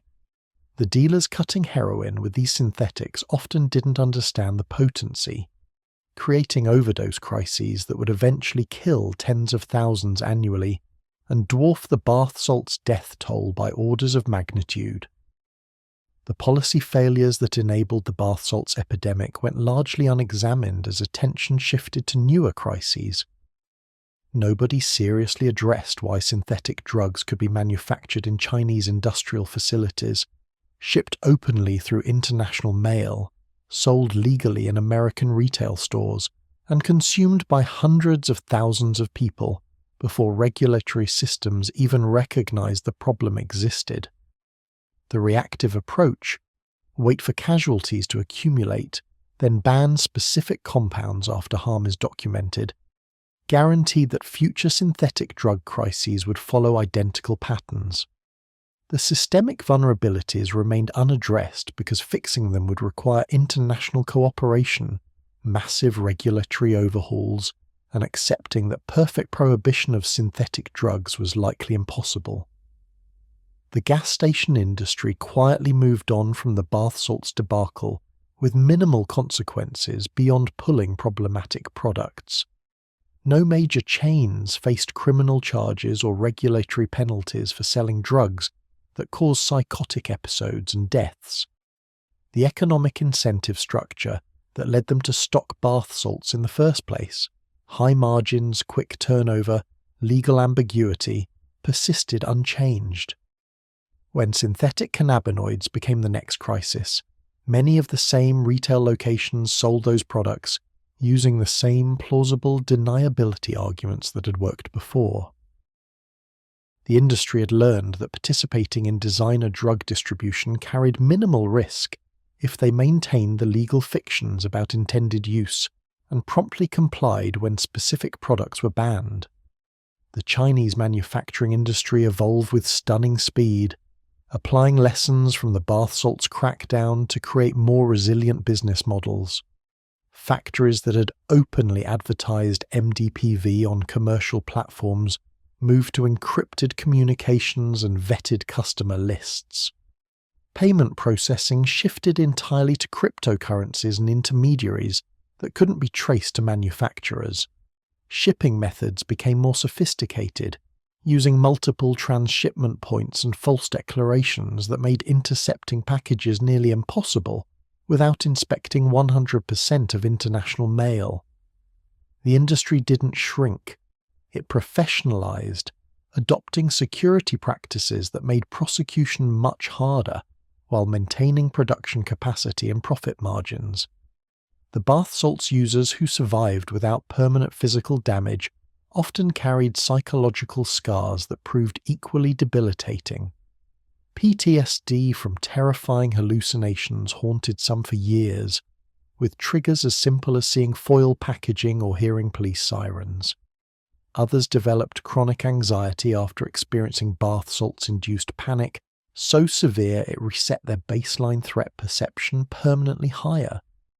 The trauma wasn't just from the drug's effect, but from the experience of losing control so completely that reality became negotiable and their own minds turned against them. Therapy helped some process these experiences, but for others the damage ran too deep for talk therapy to fully address. The families devastated by bath salts deaths or severe addictions formed support groups and advocacy organizations pushing for stronger regulations and better addiction treatment. These groups achieved modest policy victories at state levels, increased funding for synthetic drug testing in crime labs, enhanced penalties for distribution, requirements that gas stations verify customer age for products known to have abuse potential. But the broader systemic changes needed to prevent the next synthetic drug crisis remained elusive. The political will existed to ban specific bad drugs after they caused visible harm, but not to implement proactive regulatory frameworks that might prevent harmful synthetics from reaching markets in the first place. The cultural memory of bath salts crystallized around the zombie narrative despite its factual inaccuracy, becoming a cautionary tale that was more fiction than fact. Bath salts entered the lexicon as shorthand for drugs that make people crazy and violent, a reputation that would persist decades after the actual epidemic ended. The reality was more mundane and sadder. Most bath salts users experienced addiction, depression, and health problems rather than zombie transformations. But the mundane truth couldn't compete with the compelling horror of face-eating cannibals, so the myth endured while the actual victims were forgotten. The scientific legacy proved more substantial than the policy response. The research forced by the bath salts crisis advanced understanding of dopamine system vulnerabilities, addiction mechanisms, and drug-induced psychosis in ways that would inform future addiction medicine and psychiatric treatment. The knowledge that synthetic compounds could be designed to exploit specific neurological weaknesses more effectively than natural drugs reshaped how researchers thought about addiction pharmacology. This understanding would prove critical as subsequent waves of synthetics, cannabinoids, opioids, benzodiazepines, followed the same pattern of laboratory optimization for maximum neurological impact. The medical examiners who'd struggled to identify synthetic cathinones in death investigations eventually got specialized training and equipment that would serve them well in future crises. The institutional knowledge about how to detect and characterize novel synthetic drugs improved significantly, reducing the lag between when compounds appeared and when they could be reliably identified in toxicology. This capability was tested immediately as fentanyl analogues emerged, with medical examiners applying lessons from bath salts to identify novel opioids killing users before street-level drug monitoring systems recognized the threat. The harm reduction community tried extracting useful lessons from the bath salts disaster to prevent similar casualties with future synthetics. Online resources began providing honest, detailed information about synthetic drug effects and risks, operating on the principle that people would use these substances regardless of prohibition and deserved accurate information to make informed decisions. Testing services allowed users to verify substance composition before consumption, catching dangerous contaminants and unexpectedly potent batches before they killed people.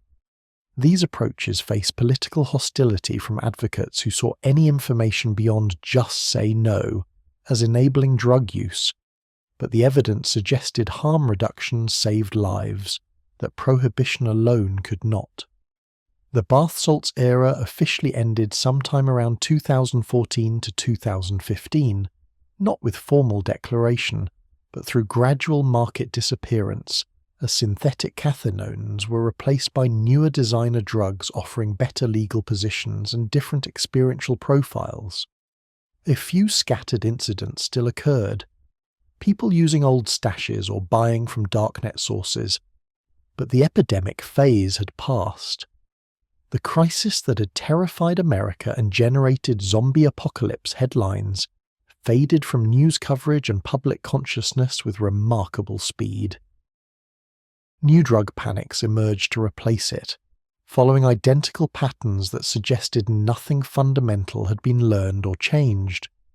The final irony was that bath salts prohibition succeeded in eliminating the specific compounds it targeted while completely failing to address the conditions that created the crisis.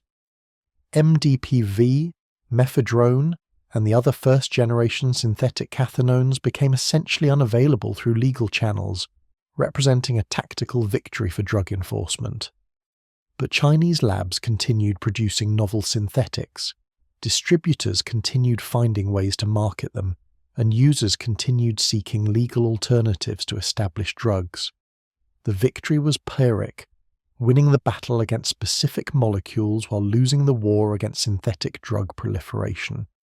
The next crisis was already developing in laboratories and markets that had learned from bath salts how to be more careful, more anonymous, and more resilient against the regulatory responses they knew were coming. The legacy of bath salts lived on in the damaged lives, the bereaved families, the reformed addicts carrying permanent neurological scars, and the medical infrastructure built to handle synthetic drug emergencies that would unfortunately see continuous use in the years ahead.